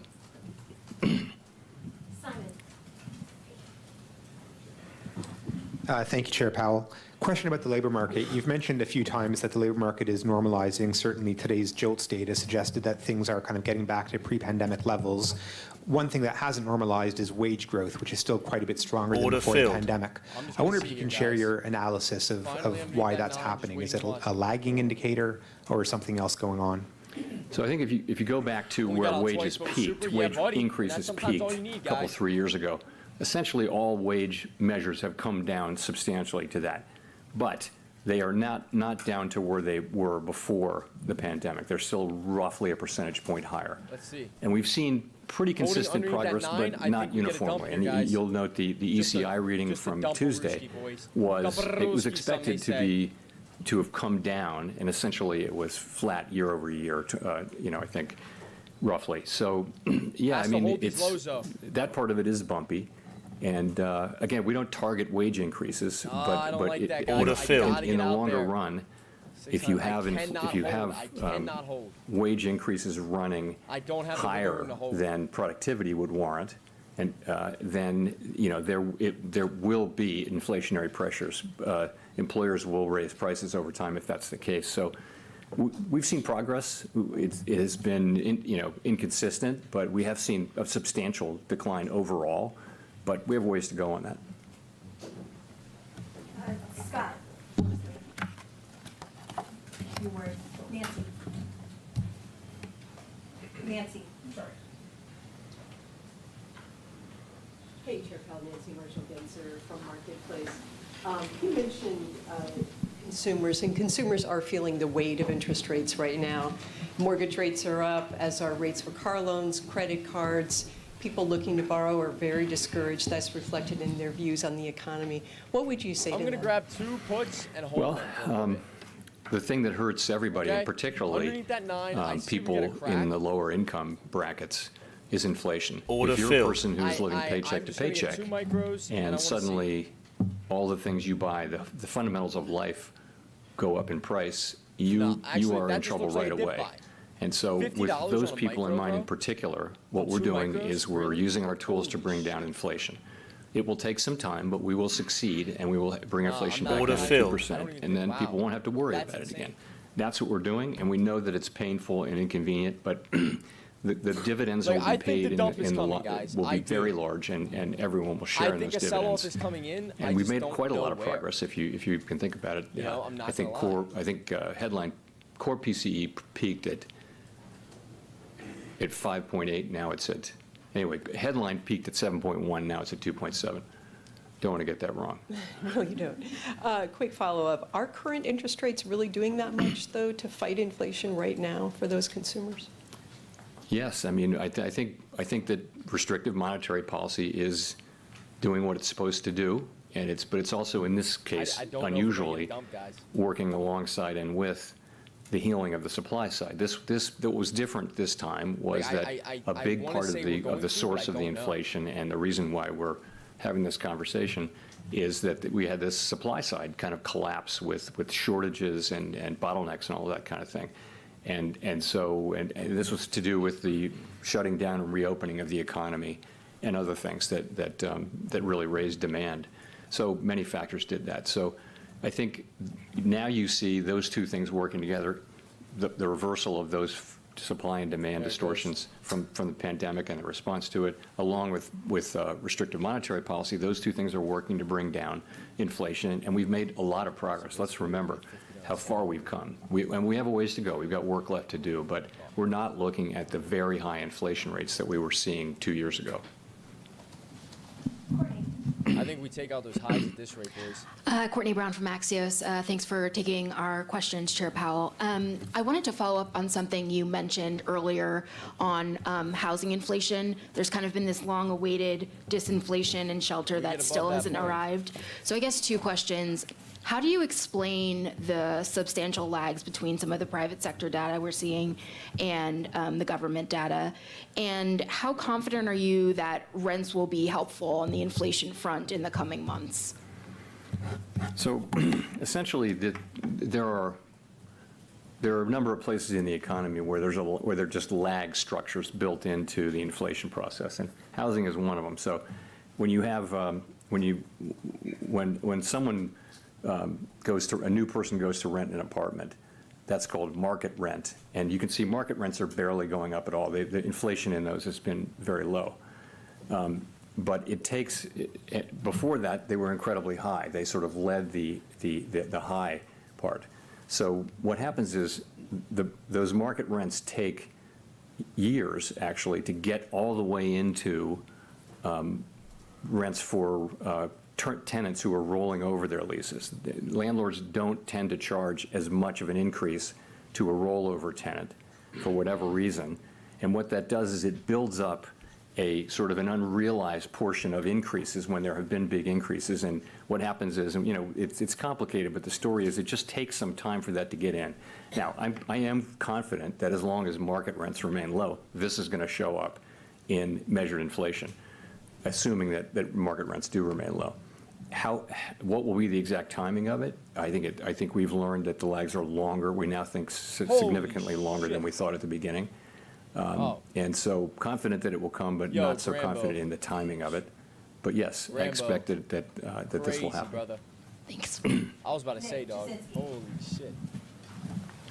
Thank you, Chair Powell, for taking the questions. This is Nicholas Jasinski from Barron's Magazine.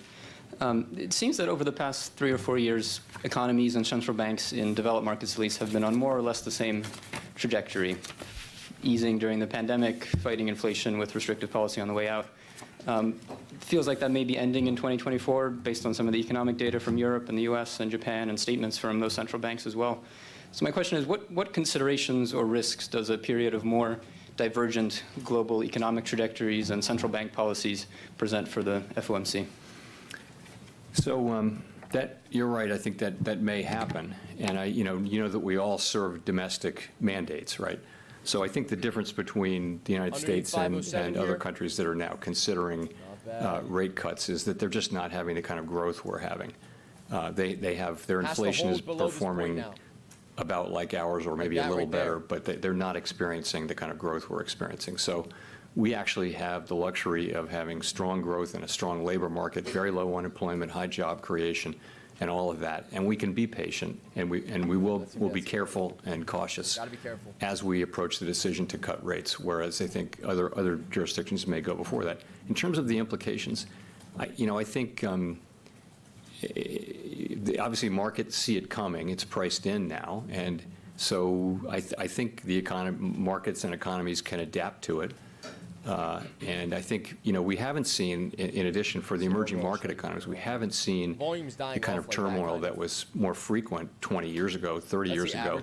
And that's, I think, partly because emerging market countries, many of them have much better monetary policy frameworks, much more credibility on inflation. And so they're navigating this pretty well this time. Little data here.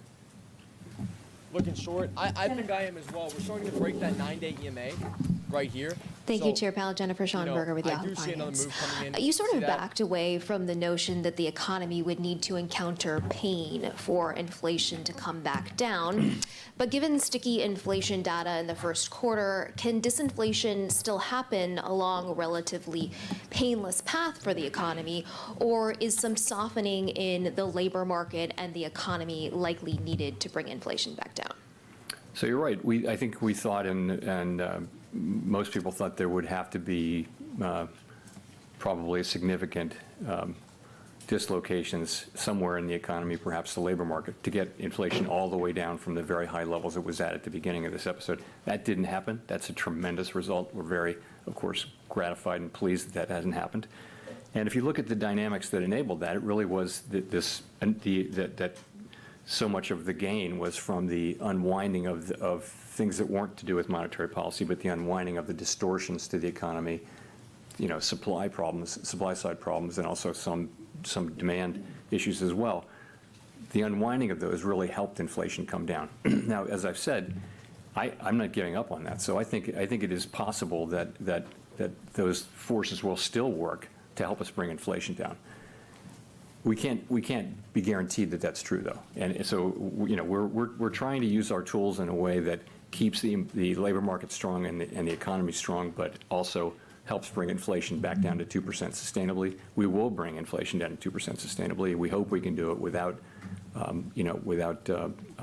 significant dislocations in the labor market. I hope on the long and side. Speaking of dislocations in the labor market, in terms of cutting, you said if there were weakness in the job market, that could be a reason to cut rates. So if the unemployment rate were to tick above 4%, but inflation not back down to your 2% target, how would you look at that? Would the unemployment rate popping back above 4% catch your attention? I said an unexpected weakening is the way I characterize it. So, and I'm not going to try to define exactly what I mean by that, but, it'd have to be meaningful and get our attention and lead us to think that the labor market was really significantly weakening for us to want to react to it. A couple of tenths in the unemployment rate would probably not do that, but it would be a broader thing that would suggest that it would be appropriate to consider cutting. And I think whether you decide to cut will depend on all the facts and circumstances, not just that one. Chair Powell, thanks for taking the question. Kyle Campbell with American Banker. You've said that broad and material changes are needed for the Basel III endgame proposal, and you've mentioned that a reproposal is something that's on the table. As you've had more time to sort of sit with the public commentary, process that, and understand the options available to you, do you have a better sense of whether a reproposal will be necessary? And do you have a timeline in mind for when some sort of movement will be made on that front, either a reproposal or a move to finalize? So let me start by saying that the Fed is committed to completing this process. Volume's dying off. carrying out Basel III endgame in a way that's faithful to Basel and also comparable to what the other large comparable jurisdictions are doing. We haven't made any decisions on policy or on process at all. Nothing, no decisions have been made. I'll say again, though, if we conclude that reproposal is appropriate, we won't hesitate to insist on that. And then do you need to resolve issues with the capital proposal in order to advance other parts of the regulatory agenda, or do you expect to continue to make progress on those other agenda items?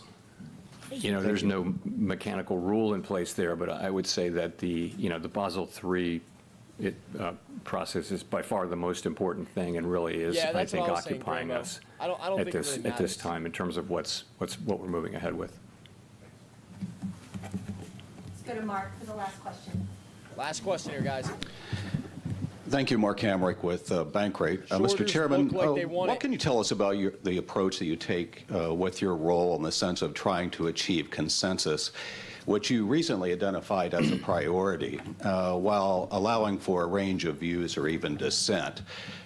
We don't see many dissenting votes in the official statements, even when more spirited discussions are noted in the minutes after the fact. How do you avoid groupthink and avoid a higher risk of a policy mistake? Thank you. So I think if you listen to, and you all do, listen to my 18 colleagues on the Fomc, you'll see that we do not lack for a diversity of voices and perspectives. We really don't.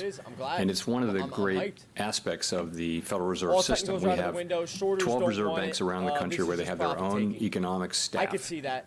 Not the people who work here at the board. There are different people, and so each reserve bank has its own culture around monetary policy and its own approach and that kind of thing. It guarantees you a diversity of perspectives. So I think the perspectives are very diverse, but and in terms of dissents, we have dissents, and a thoughtful dissent is a good thing, if someone really makes you think, that kind of thing. But all I can say from my standpoint is I listen carefully to people. I try to incorporate their thinking, or do everything I can to incorporate their thinking into what we're doing. And I think many people, if they feel that's happening, that for most people, most of the time, that'll be enough. But I'm not, It's not, frowned upon or illegal or against the rules or anything like that.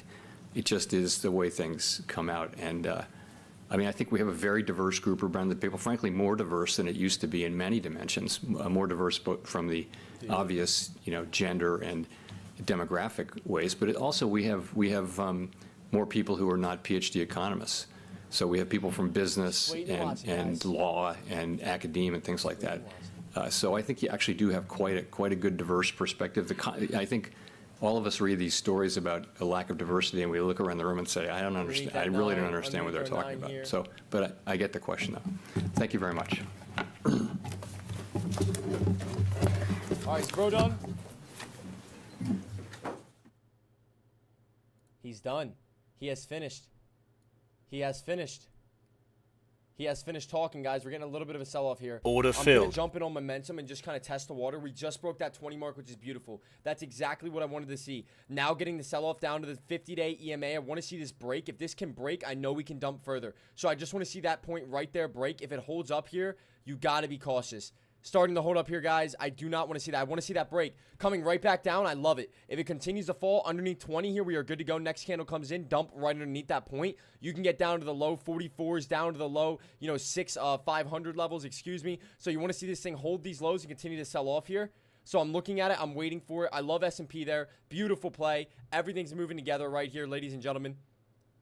506 for a pullback. Right in this area right here. Yup, I agree. Right up to it. I want to see that next candle form and it dump off here if it can. Hold these lows, NQ. Hold these lows, S&P 500. So right there it is. Right there's that 50-day coming into play. Let's see if we get another red candle coming in. So basically everything happened. We had our retracements. Let's see if we have the actual retracement now. So we're right at that level. We can load up. Right there it is. Starting to crack that 506 mark, guys. We need to see this point break. I love that 50 days breaking. 506 cracking here, guys. I want to see more shorters take this thing away. Shorters have to take it away here. If they're gonna take it, it's right here, guys. It is right here at this 50-day EMA. I want to see them take it away so badly. It looks beautiful. It looks great. I'm just going to get out right here, and I'm going to wait. And I'm going to wait. And I might even put a sell order in down in this area. I know that I basically am giving up, 40 points there worth of, thing. I'm just waiting, guys. Beneath 506 again, I have it there. I love the 50-day there, but I know that can be support. I'm fully aware of that being support, guys. So I have to be cautious. It looks great. It looks beautiful. Just going to put a sell order in down here just in case it, like, dumps for some reason. But look at that. Starting to come back underneath, guys. Right there, nothing yet.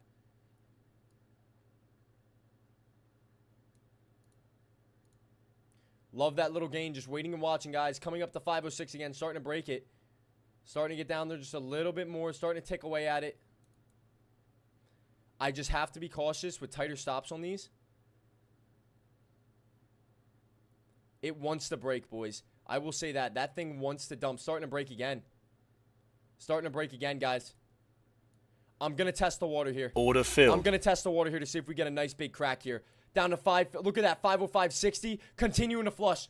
Ladies and gentlemen, starting to flush some more. Let these lows hold. Hold these lows. Go down to your next level. Your next level here is going to be in the 50s on NQ. It's going to be on S&P. It's going to be right around 505. So you get a pullback down to the 505 level. This thing can dump. This thing can have one of those massive red candle dumper-rooskies here is what I'm looking at. Red, red, red on the time and sales. I love it if it can go red, red, red on the time and sales.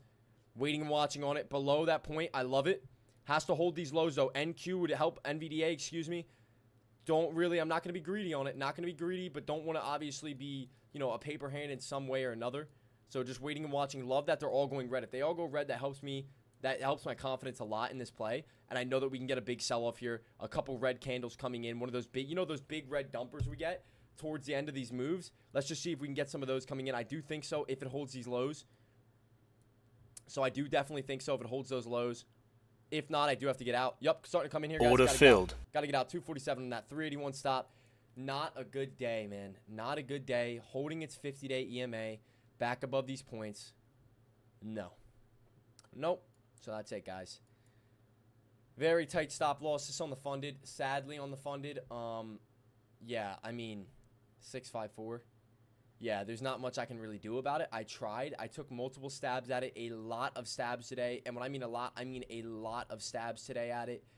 Throwing away. I should have probably just taken the payout on this set account. I'm not like that, miserable or anything about it. Like, I had an amazing April, had an amazing March, had an amazing February, January, everything like that. Just these FOMC data days and CPI, leading up to CPI data days, guys, you can get eaten alive. So with a very tight stop loss here, look at that thing starting to come back up. Sellers do not want it. Sellers cannot take it away here, guys. So with that being said, sellers not being able to take it away, it really does kind of bite me in the butt, putting me in a sticky situation on this set account here, with a very tight stop loss on 381 there, right? That makes me almost just want to, trade that today. I know I can come back tomorrow and try and trade that with 381 stop and whatnot, but, I'm not really looking forward to doing any of that. I would love to catch some shorts here to the downside and dump. I know that this move is coming. I know that move is coming, whether it's now or whether it's in post-market, right? I know the sell-off is going to happen on NQ. I know people are going to be getting out of their contracts. People are going to be getting out of their long positions. People are going to be getting out of everything in general, and we will have some sort of flush come in. The main factor here is just longevity. I have a feeling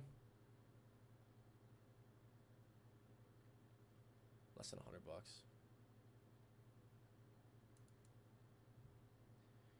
I don't know, guys. When it comes down to the EMA strategy, it is key. It is perfecto. It works like a charm. When it comes down to FOMC, I did not get the move I was looking for. I was looking for a dump or a pump of a lot. And look at that rejecting off the 9-day.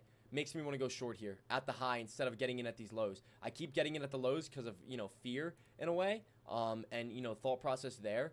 But at the exact same time, I feel like I should be getting in at the highs for shorts. Back down to those points, as I feel like shorts might take it away in the last coming moments of the day. But I might just stay until 4 o'clock. I definitely think shorters are coming in somewhere. I don't know if they're going to come in now, whether it's post-market, whatever it may be, traders. Yeah, so personally for me, today is just a... what is it? Remember for tomorrow, sometimes the first move isn't always the right move. Pay attention to MOC imbalances. What exactly do you mean by that, Grambo? MOC imbalances. MOC imbalances. Up to 60, 52 here. Market on close imbalances. Okay. So what? So your guesstimate there, Grambo, is a reversal. What is it? A reversal after hours? Or are you saying a reversal? Like, basically, here's our push, but tomorrow will be a massive red day then. Because of you know what I mean? Yeah, guys. Just a wild ride today. Depends what big money does on the, what is it? The, market on close imbalance. Okay. Okay. Yep. All right. No, yeah, 100%. And guys, I'm here, man. I'm here. We're trading it. We're here. You know, I've taken a lot of stabs at this. I've given it my all. That is what I'll say as well. I have given it my all. I think that 95% of these trades I've taken, I would take anyways. Maybe not as many. Maybe make it a little bit slower. You know what I mean? Maybe take a few less trades or whatnot. But I realistically don't see a reality of where we kind of just chop into the close. There should be no reason. Right, there should be some sort of momentum and move here, whether it is to the long side and then that happens and this is just picking it back up. We broke that 9-day EMA, which usually is a massive indication on some downside move coming forward. But no. So, you know, this happens quite often sometimes on these types of days, on these types of moves. Mondays and Tuesdays going into these data days, I do tend to screw off a little bit. I am 100% honest with all my trades. I'm very transparent with them and all of my, you know, my accounts and everything so you guys can see. Okay. Yeah, you guys can see right there. Yeah, this is the PA Apex, not the Apex, the PA Apex. Yep. So just chilling out, like I said, guys. I know, you know, for the last 2 months, if you guys have been in this chat, if this is your first time here, ladies and gentlemen, that sucks that you came today. But we have been profitable, man. I only had 4 red days in April. Right, I literally only had 4 red days in April, and I'm so tempted at a short here underneath that crack. Right there's that trend line touch, starting to come back down, but I don't have the confidence available, man. I just don't have the confidence. I like my EMAs, but I don't think they'll come into play. I really do like these EMAs, but I really don't know if they'll come into play. I don't think they will. Right, but we have been profitable, man. We have been printing all April, March, April, you know, going into May now. These are some of the worst months of the year, though, coming in the summer months. But what I also will say to back up that thesis there, and underneath this 600 level, guys, I'm going to take another stab at it. And I might give it my final go on this account.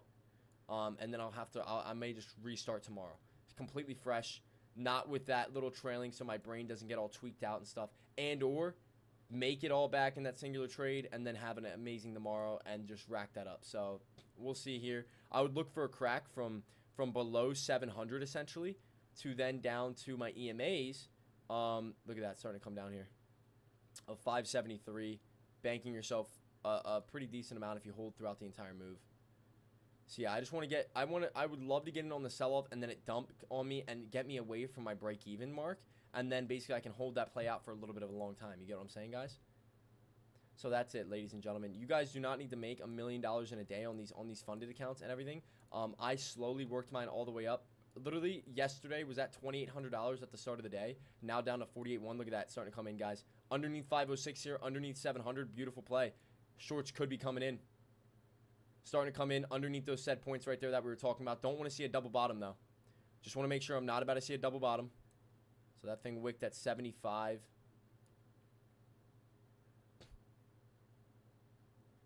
You got to take chances sometimes on it. 790, it's 100 points. Order filled. I'm going to take a crack at this. I want to see it hold below 700, so I'm going to put my stop loss right, actually coming up tight. I do not want to see this go back above, guys. I want to see this thing sell off and go through. So my stop loss is going to be, yep, right there, right at that wick. It shouldn't matter. It should dump if this is a correct move, right? So if this is the correct move, this should just sell off and dump. That is what we're looking for into the basically the market close and get that short city, right? So that's what we're looking for. That's what we're looking at here. Just looking to see if it's going to hold these lows up and continue to sell off some more. So you're looking for a red candle potentially down to 50, down to 40, down to 30. If not, you know, you got to keep it tight. I would love to see a nice red candle here down to those points, though. Underneath that 50-day, holding underneath. Not a bad play if it goes red here. We're looking for red on the time and sales as well on all of these plays across the board. Nice. Coming in. Beautiful. I like it, guys. I do like it indeed. Good looking. I like it. I do like it. So this is, I would say I would take this trade 10 out of 10 times. I like it. I do like it, especially if this can break 80 here, guys. Excuse me, 18,830, 1,830 on NQ overall. I want to see that break. 1,830 on NQ overall. If that can break, I have it on my watch right now. 1,830 starting the break, starting to get the sell-off here, guys. There you go. So there's your sell-off starting to come in, guys. Looking for the shorts to start to come in here, guys. Looking for the shorts to start to come in. I love that it's below. If it can hold below, close below, I think we get a sell-off. I think we get a massive dump if it holds below. Same thing here with the 80 level. I love it. I think we can get a sell-off down to, I said, the 200-day EMA. No matter what, I would take my profit at that 200-day EMA right there because I'm not going to be greedy. I would not be greedy on it. That's 580 from 650. I love this play right here. This is a beautiful play. I love the sell-off coming in. Like I said before, guys, down to 575. That's where the 200 is right there. I would set my, right there it is. So I'm just going to set my take profit right there, guys. Love this sell-off. Beautiful sell-off coming in. Beautiful, beautiful play. Love that thing coming in right now, guys. Absolutely love this play. I love the sell-off, like I said, like we were talking about, guys. I don't want to be greedy. I hope you guys know I'm not trying to be greedy in any way, shape, or form here. I love it. I am just looking for this continuation as we were talking about earlier. It can get down to these EMAs, right? So it can get down to the EMA on all of these points here, down to the EMA on NQ, ES, S&P 500, down to the 200 here. And it could even start to break those, but I have that take profit in hand here. Below that point there was beautiful. Continue to push lower is even more beautiful. I love it. Want to see it push to 20 level, see if it can break that level, start to come down to the 600 level, see what happens here. So just being patient, not being greedy, nothing like that. So I love it. I absolutely love that play. Can continue to dump Aruski down some more here. Can continue to dump Aruski down some more. I love it. Continue to dump Aruski down some more. Want to see the lows hold essentially, and actually am gonna set a stop loss, a take profit. I do have to set my stop now and take profit, but it should not go up and hit that at any given point if it's gonna hold this red side. So let's see if NQ overall can come to the downside, but beneath that 2.5 point again, we're good. Coming down below 2.5 makes me feel confident, but I need to see that thing dump some more here. Need to see it dump some more here, guys. Red coming in. I want to see that red come in here. Right here, guys. Basically right there. Retraced a tiny bit. Now coming back down. That's what I want to see. I want to see the red come in. If not, just want to see it. Okay. Stop filled. All right. So basically just increasing that a little bit of that limit I have. And what is my thought process now? Touch of this point right there. More shorts inbound. Like I said, guys. Beautiful, beautiful, beautiful play. Scale in or scale out? Speaking crazy fast. LMAO bidding. Yeah, right, dude? Yo, let me tell you, ladies and gentlemen. When YB, bro, hey, dude, a little nerve-wracking, boys. I'll tell you, man. I tell you, I'm transparent. Scale out. Okay, yeah, that was probably a smart decision. Probably should have scaled out there. That's about a 30-point difference, which is about a 300-point difference. Excuse me, 300-point, yeah, right? $300 difference. But, yeah, bro, YB, yeah, dude, I'm not going to lie, man. I would love to keep this funded. I would love to keep this funded and continue to trade it. I might enter in on, 2 micros because I do believe in the downside here. Right? I might enter in below 505 there, guys. Right there, 505 was that resistance. Start to come back down below it. Yeah, buddy, plus $2,900 on the day for LJ.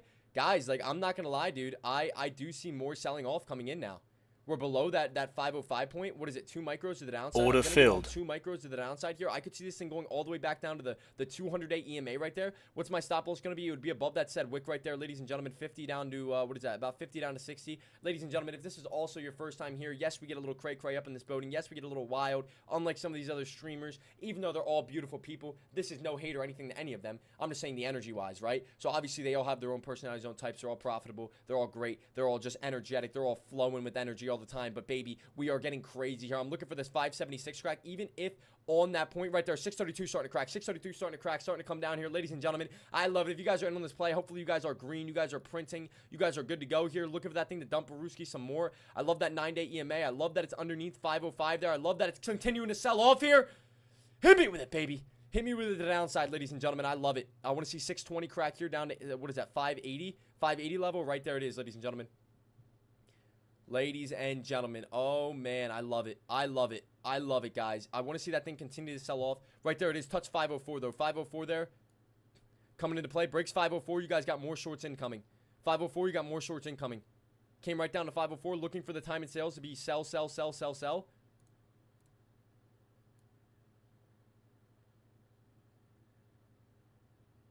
Nice.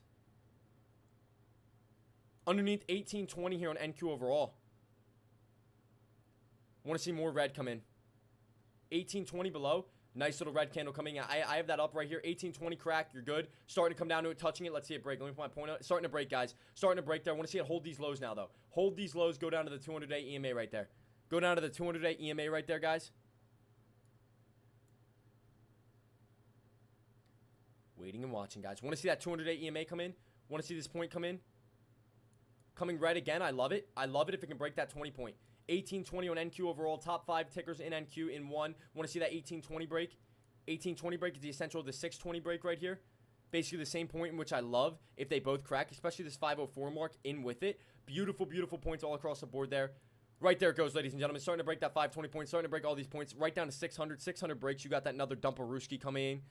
There it goes, ladies and gentlemen. Continuing to dump off here, guys. Continuing to dump off here. Ladies and gentlemen, I love it. If it holds below here, you're good to go. Right there's that point. Want to see green or red here on NQ overall? Let's see if we get green or red here as well. Underneath these points, you got it. So right here, that's what you're looking at. Beautiful. You can get one of those massive red candles to the downside. Once again, I'm only in on 2 micros. I'm only in on 2 micros, but that doesn't matter in the fact of I love that play right there if that can dump. I love that play if that can dump. I love this here as well if it can dump. I love it. I love it. I love it, ladies and gentlemen. I love it. Give me a green or red. Give me a green or red. Give me a green or red, baby. Give me a green or red. Give me a green or red here, boys. Give me a green or red. Hold on, guys. I'm waiting to watch. I want to see red here on this play. Red here on NQ. Red here on S&P 500 below that point. I love it. I love it. Just like that song. You guys know that song? It's on Jersey Shore. I love it. So look at that. Down to 504 below that point right there for some more shorts incoming on NQ. Can get a nice big red candle to the downside here. That's all we're looking at here. A nice little trap pattern to come in. Let's see. Let's watch. We're just waiting and watching now, guys. Waiting and watching. Starting to get your trap pattern coming in, guys. Starting to get your trap pattern coming in here, guys.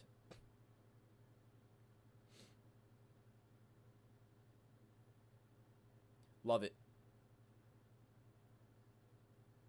Below 600, more shorts. Just want to see.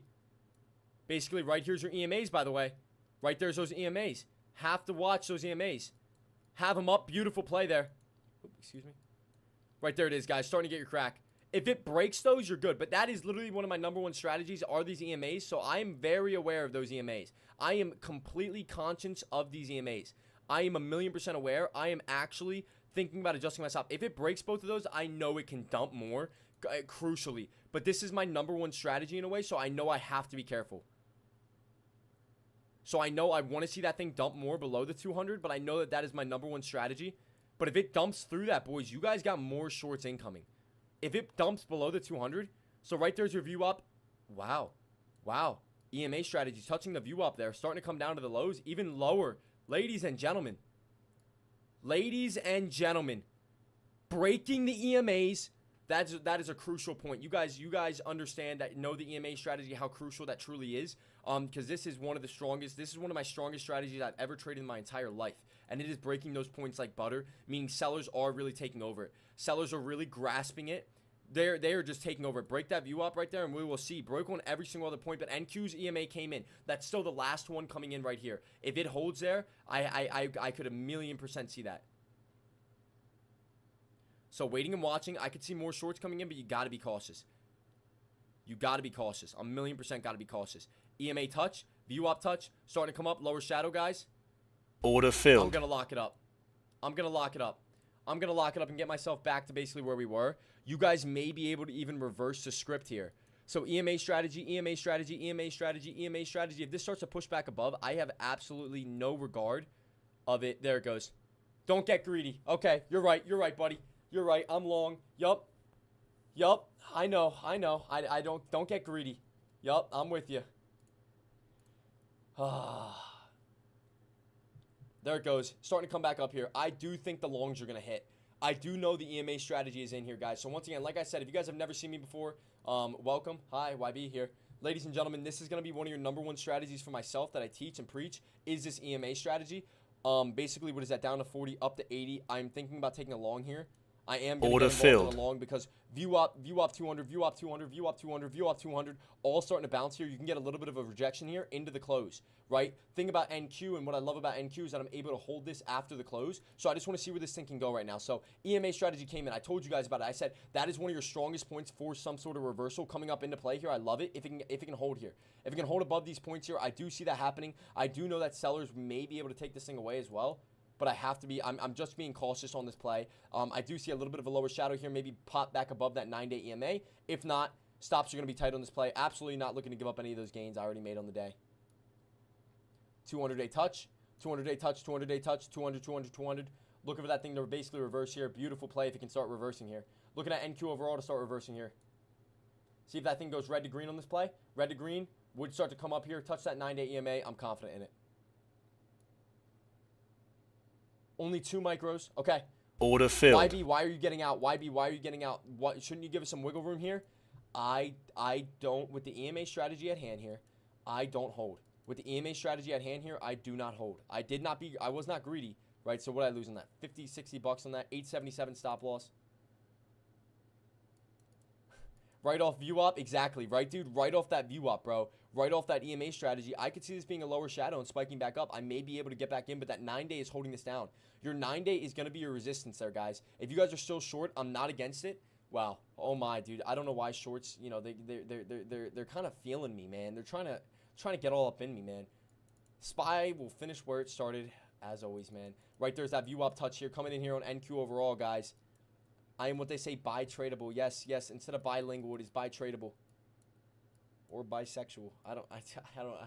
I know you guys were thinking it too. I had to say it, guys. All right, here we come. Coming down to the view up. I'm going to see what happens right here, guys. Sorry, man. I had to say it. I had to say it. I had to say it. It was on my head. It was in my mind. It was on my mind. Everyone said buy tradable. We all were thinking the exact same thing.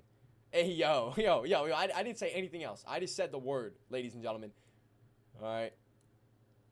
So I said it's like that, you know? They like both genders. Not only that, buy tradable, I can trade both ways. Bilingual, I can talk 2 different languages. They all match up. Don't ayo me. All right, if we can't make jokes like that around here, ladies and gentlemen, what are we? You know? What are we? What kind of community are we? Really, folks. What kind of community? I do see more shorts coming in here, guys. I am just so, oh my gosh, guys. So I'm not happy with the performance on the day, but I once again know that, guys, we have that some sort of comeback coming in. We only traded 2 micros here, $330 on 2 micros, ladies and gentlemen. Isn't that insane? 300 bucks on 2 micros, right? 300 bucks on 2 micros. Imagine if that was 5. That would be like $900 right there. What we catch from 61 down to 40. We called over $100 move. No, we almost called a $100 move. Okay. All right. Hey guys, we're trying to make a little bit of a lower bottom here. Excuse me, I'm not a lower bottom. A double bottom. Sorry, man. If this breaks that view up though,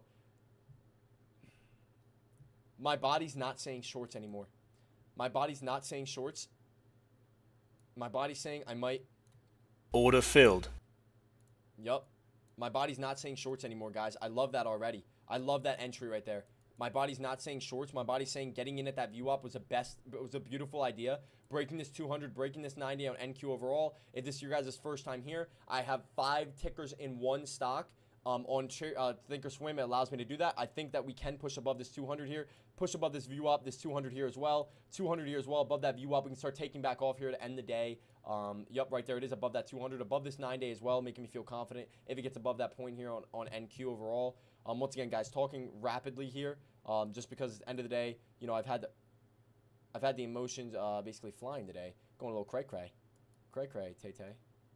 So want to see what happens here, seeing if we're going to get a little green here. Just waiting and watching. Basically, EMA strategy. Just these lows right here, guys. I don't want to see a dump or Ruski or anything like that. I could see red to green here. Basically, sellers try to sweep in here, see if buyers can pick it right back up. That's it. That's all we're waiting on. So there goes buyer picking it right back up. I love to see that. Want to see him basically start taking this thing off now.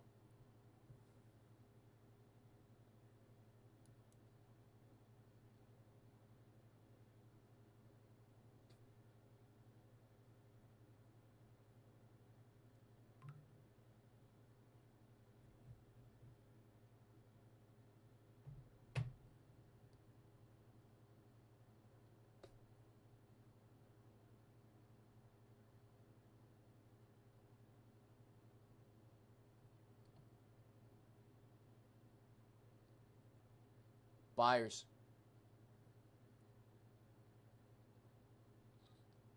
YB staring it down like a hawk. Getting above that 9-day EMA. Buyers starting to take it off now. I love it. Buyers starting to take it off now. I love it. Above that 9-day EMA, you can start to spike back up here, ladies and gentlemen.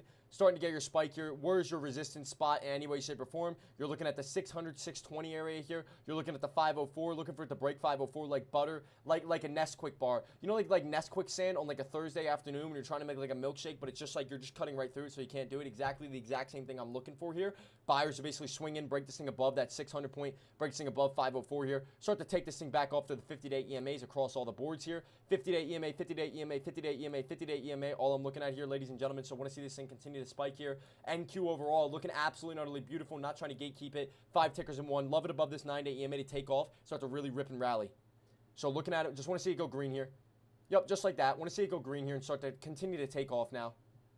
I love it. Above that 9-day EMA makes me feel confident. Just going to adjust now into the take profit there. Up, yeah, up a good amount. I see red to green coming in on this play. As long as we hold above that 200, I love it. So I want to see red to green come in here. NQ overall, I got on my eyes. NQ overall, I want to see red to green. 100% can see red to green coming in there. I love it. I love it, guys. Red to green starting to come in. Want to see it hold, though. Order filled. Woo! Woo! Woo! I got out of that one quick, guys. Sorry, guys. I seen this on NQ overall. NQ overall basically topped out there at the 20 mark that we wanted to crack beforehand. Now started to come back down to that 9-day EMA. You guys might be able to get another entry here, but I am looking for that another little kind of push down here. One more push down for another push back up here. So, guys, I do have a meeting coming up rather soon. Oh, excuse me. Yeah, we'll turn up some bops. Nothing crazy, though. We'll kind of keep it on the low, though, because, you know, I'm feeling myself right now. I'm feeling great. I'm feeling grand. Hopefully you guys are as well. Kind of entering in that flow state in a way. Ladies and gentlemen, man, was down over 5,000 and jumped. Glad I don't put a bit too early, but held because of my predictions. Now green, pushing back rate hikes is not good. There was no reason for a $6 spike. This is just fluff because Jerome Powell was speaking. Okay, so ladies and gentlemen, YB, Sean Dekmar, AK-47. Actually, AK has predicted these movements like correct. AK basically has been getting every single one of these correct, like every earnings report and probably the directions. I mean, like this guy just somehow is like a genie. Sean Dekmar, YB trades. Ladies and gentlemen, I have basically been aligning with Deck on a lot of my views, I'll say, on a lot of my different views, on a million different platforms and standpoints. So I, billion% basically have you know, the same view as him, the same knowledge, man, in the aspect. So he was thinking Tesla was going to sell off, and he was correct on the earnings. I thought the exact same thing. Read his opinion exactly there. So Deck, I'm with you on that. I definitely thought the selling was going to come in. Right, us having a flat line on rate hikes isn't always good. Think about this. Inflation is already kind of steady, sitting around that 3.7, 3.8 mark, but not even just that, ladies and gentlemen. Inflation is low-key on the rise again, bro, and that is the fear. Yeah, AK, yeah, bro. I don't know what AK's smoking, bro. I don't know what AK got going on, but he needs to pass the fucking torch. All right, but what am I trying to say here, ladies and gentlemen? All right, by the way, right there's that view up touch starting to come back down to it, starting to spike back off it. I kind of see that in play. 50 mark's going to be maybe my stop loss on that. Order filled. Gonna enter in here, just looking for that break back above. What's my confidence level on this play? I do see a break back above coming in here, ladies and gentlemen. So I do see that. Yup, love it. Anyways, 3.7, it is not a great thing, guys. That is not an amazing thing that you want to see. You don't want to see it flatlining because we're gonna go like this. Oh, we bottomed out, now we're flatlining. I need to set my stop loss. Actually, if it's acting like this, it has to go up here. It has to spike here. Nah, 30 bucks, 30, 40, 40 bucks, guys. I'm gonna order filled. I think the view up crack's coming. I think that view up crack's coming, guys. We're holding a little bit too far down here. If we touch view up again, I'll get another long entry. But if we're actually cracking, which I think we are, guys, underneath all these points here. Anyways, I just don't think. Did you say? Wait, what did you say here, AK?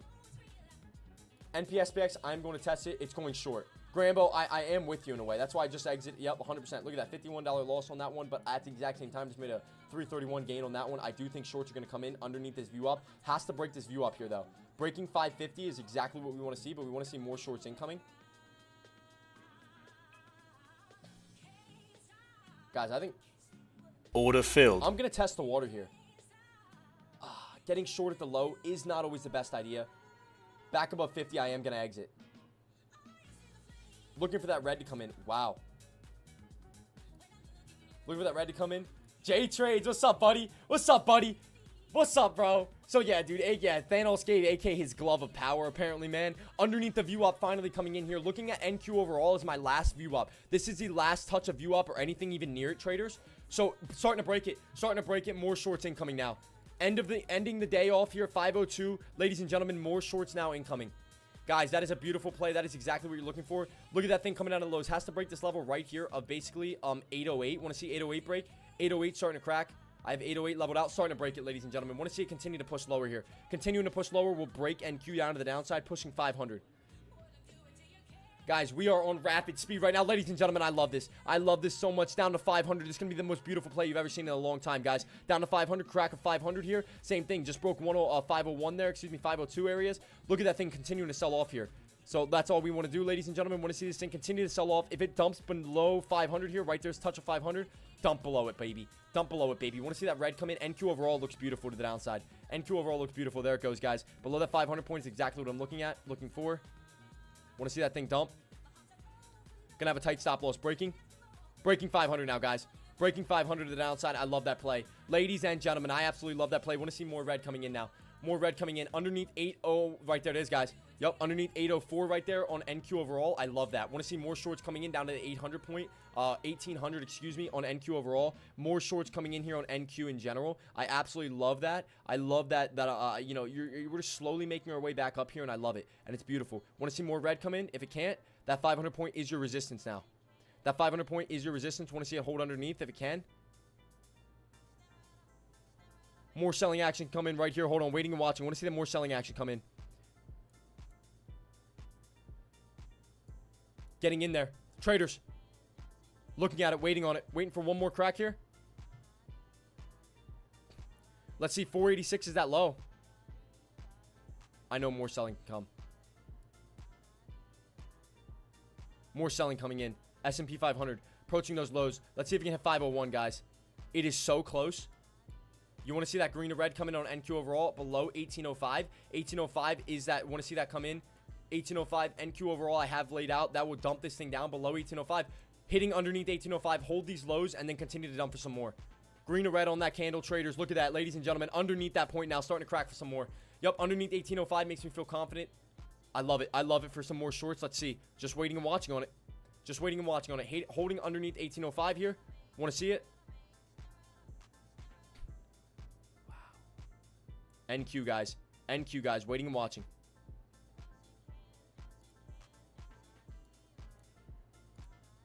Tight stop on that. Want to see red. Want to see red right here, guys. Green to red here. Beautiful. Beautiful coming in. Absolute and utter beauty. Absolute and utter beauty, ladies and gentlemen. Absolute and utter beauty. Ladies and gentlemen, I hope you guys are capitalizing off this play right now. Hopefully you guys are capitalizing off something off this play or just waiting and watching BYB. Ladies and gentlemen, looking for more shorts coming in underneath 500 there. Looking for the 501 point to come in here on, and excuse me, S&P 500. 501 there makes me feel great. Loving this play right now. Underneath that 1805 level, look at that. Now pushing 1804, 1803, 1802. Love it. Underneath 480 here for more shorts. 475. Want to see that break? Traders. There you go, ladies and gentlemen. Starting to come in with more shorts here. Starting to come in with more shorts now, ladies and gentlemen. Underneath 70, more shorts incoming. Underneath 1803, right there it is. I love it. Looking for some green to red here. Let the momentum continue. Momentum starting to continue here. I love it. Absolutely love it. Look at that, traders. Look at that, traders. Yup. Gonna leave that stop and play right now. Just gonna leave my stop there for right now, guys. Gonna let this thing continue to tank on me. Gonna let this thing continue to tank on me, guys. Absolute and utter beauty of a play. Ladies and gentlemen, absolute and utter beauty of a play, ladies and gentlemen. I love it. Underneath 1800 here could be a massive crack on this play. Underneath 1800 on NQ overall could be a massive crack for NQ and the surrounding factors. Getting underneath 1800 here, I love it. Getting in, that's basically the 450 mark, I feel as if right here, ladies and gentlemen. Underneath this point for more shorts incoming. Underneath 501 right there is beautiful.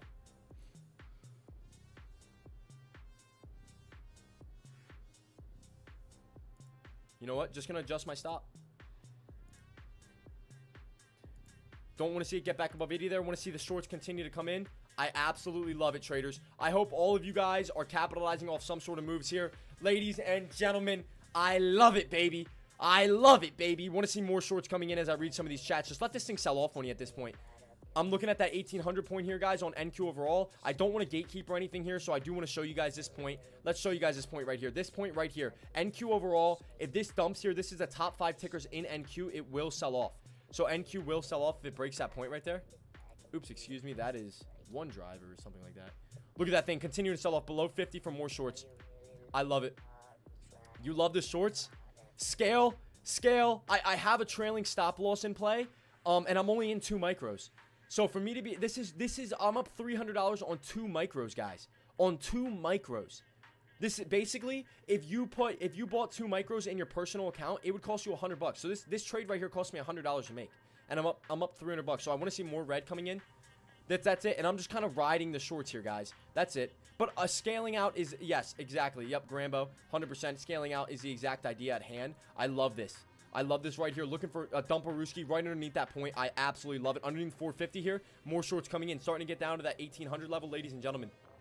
Ladies and gentlemen. YB, do you always talk this fast? No, only on FOMC data days. Only on FOMC data days. Want to see that break right there? Want to see 50 break? What I can do is I can adjust my stop loss, but I like it where it's at right now. I like it. Right near that 9-day, I want to see more dumping coming in. Right, coming down to 1800 again. Traders, I love it. No surprise to me, AK will finish back around 500 to 501.50.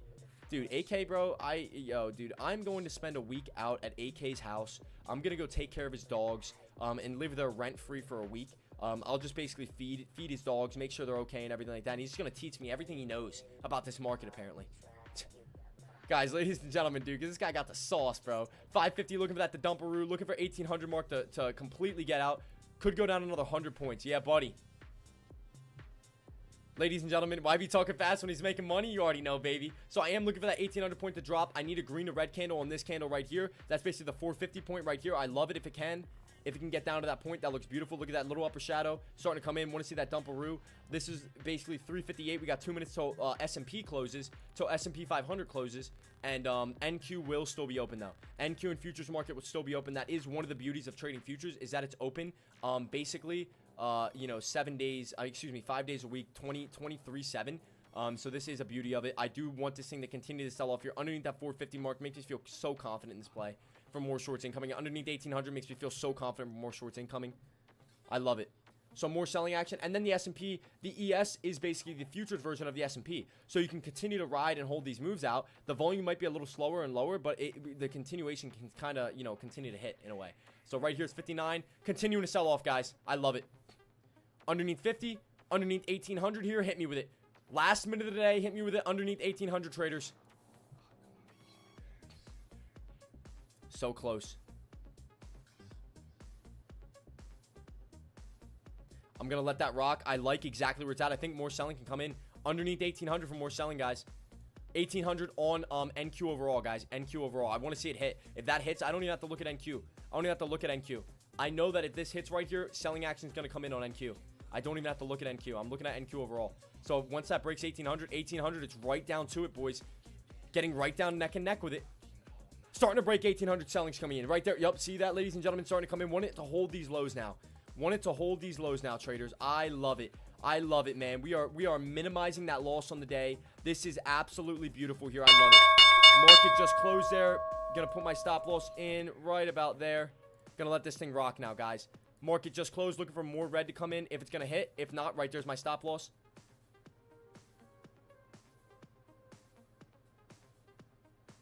Stop filled. Oh, it only filled me out on one. Whoa. Traders.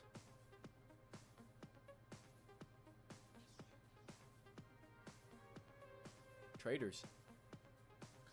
Traders. If we get green to red here on NQ overall. Hold on, market just closed, guys. Market's closed, but futures is still open.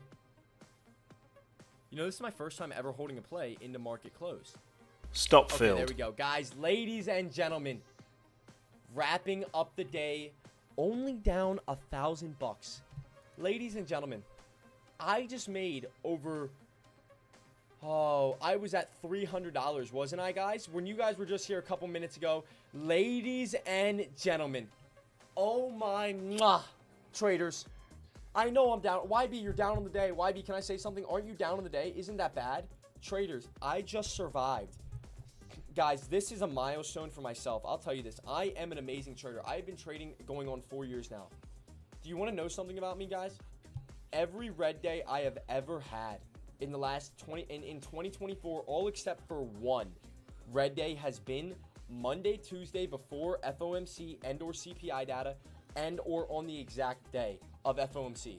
Basically, like today has been red, but the Thursday, Friday is usually always good. But traders, what I'm trying to say is that I saved my account. I always lose my funded accounts doing that. You see that says 0008. I've gotten paid out and stuff on a funded account for sure before, but I've never been able to keep it because I lose them every single time during this time of the year. This is the hardest day of the year, traders. That's why so many traders that are multi-million-dollar traders don't trade it.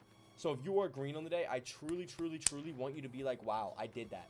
Like, I did that. I am so grateful to be green on the day. I feel amazing. I know I'm an amazing trader. I'm a great trader. Guys, getting myself from basically down over, let's say, over almost $2,000 on the day to now making myself back up with, let me also put this out there, guys, with micros, with 2 micros, with $100, technically, ladies and gentlemen. Thank you. Congrats, congrats. Play the song. All right, we got to play it, guys. To wrap up stream, we got to play the song, ladies and gentlemen. We are wrapping this play up. Thank you guys so much, man. And guess what? Ladies and gentlemen, you guys have been here for the entire journey. You guys have been here for literally it all. From when I was an options trader, you know, and I didn't even really know, you know, what futures was. And then you guys introduced me to it, you know. I mean, yeah, dude.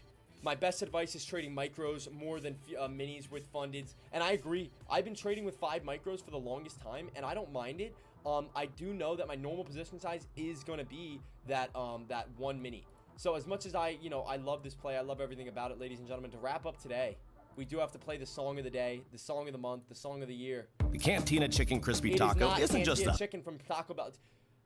See, I swear I don't eat that much Taco Bell, guys. These ads are just trying to, like, they're basically gaslighting me, right? They're like, go eat Taco Bell. Try and eat Taco Bell. You know, they're basically like, oh, he's on stream. Let's make him look like he's a...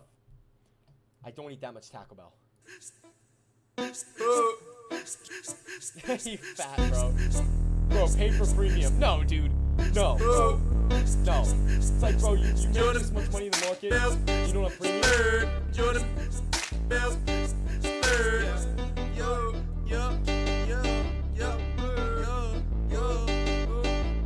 I've been getting dirty money, Jordan Belfort. Stacking penny stocks while I'm flipping these birds. Sipping on Ciroc, trip them up with the words. I done popped the Molly and I think it's be my third. Jordan Belfort. Jordan Belfort. I've been getting dirty money, Jordan Belfort. Stacking penny stocks while I'm flipping these birds. I just flipped a birdie, money so dirty. Got my bitch a mink, furry like Furby. I came up, made a million, spend it on a rolling. Stacking gold, fettuccine, ravioli, maybe fettuccine. Ladies and gentlemen, we are wrapping up today. Call me Houdini, I want a Lamborghini, in a bikini, 8 bottles to the neck, with this Lamborghini. Benjamin ain't dirty, but these Franklins ain't guilty. Always been a court, but I'm never pleading guilty. Ballin' so hard, I only be slam dunking. Yeah, buddy in the chat. I be riding forward, Merlot while I swerve. Pedal to the metal, and I'm whipping around the curve. And I'm rolling out this marijuana, you can stop the curve. I know the face, I ain't talking ice cream. I've been getting dirty money, Jordan Belfort. Stacking penny stocks while I'm flipping these birds. Sipping on Ciroc, trip them up with the words. I done popped the Molly and I think it's be my third. Jordan Belfort. Jordan Belfort. I've been getting dirty money, Jordan Belfort. Stacking penny stocks while I'm flipping these birds. Jordan Belfort, Burberry shirt, LV loafers on my sofa in Bel Air, turning up daily, cause we can't turn down at work. I've been lighting loud lately, like my volume keeps on work, and my cologne is Versace. Medusa got me stoned, I'm always signing something, but I usually like to smoke. We've been long time friends, me and Ben Frank. Every fucking day he needs a ride from the bank. Motherfucker, you don't know me, you ain't in my tax section. My wallet ain't padded in the gym, straight flexing. I don't call your bitch back, and she checking her reception. Bitch with double D's, she's all up on my erection. And I'm in the ovaries, but I ain't about affection. So he's a leader, so but me just smokes and never gets him. Sometimes this life seems a little stressful, especially when they tell me that I ain't something special. I've been getting dirty money, Jordan Belfort. Stacking penny stocks while I'm flipping these birds. Sipping on Ciroc, trip 'em up with the words. I done popped the Molly and I think it's be my third. Jordan Belfort. Jordan Belfort. I've been getting dirty money, Jordan Belfort. Stacking penny stocks while I'm flipping these birds. Jordan Belfort. Jordan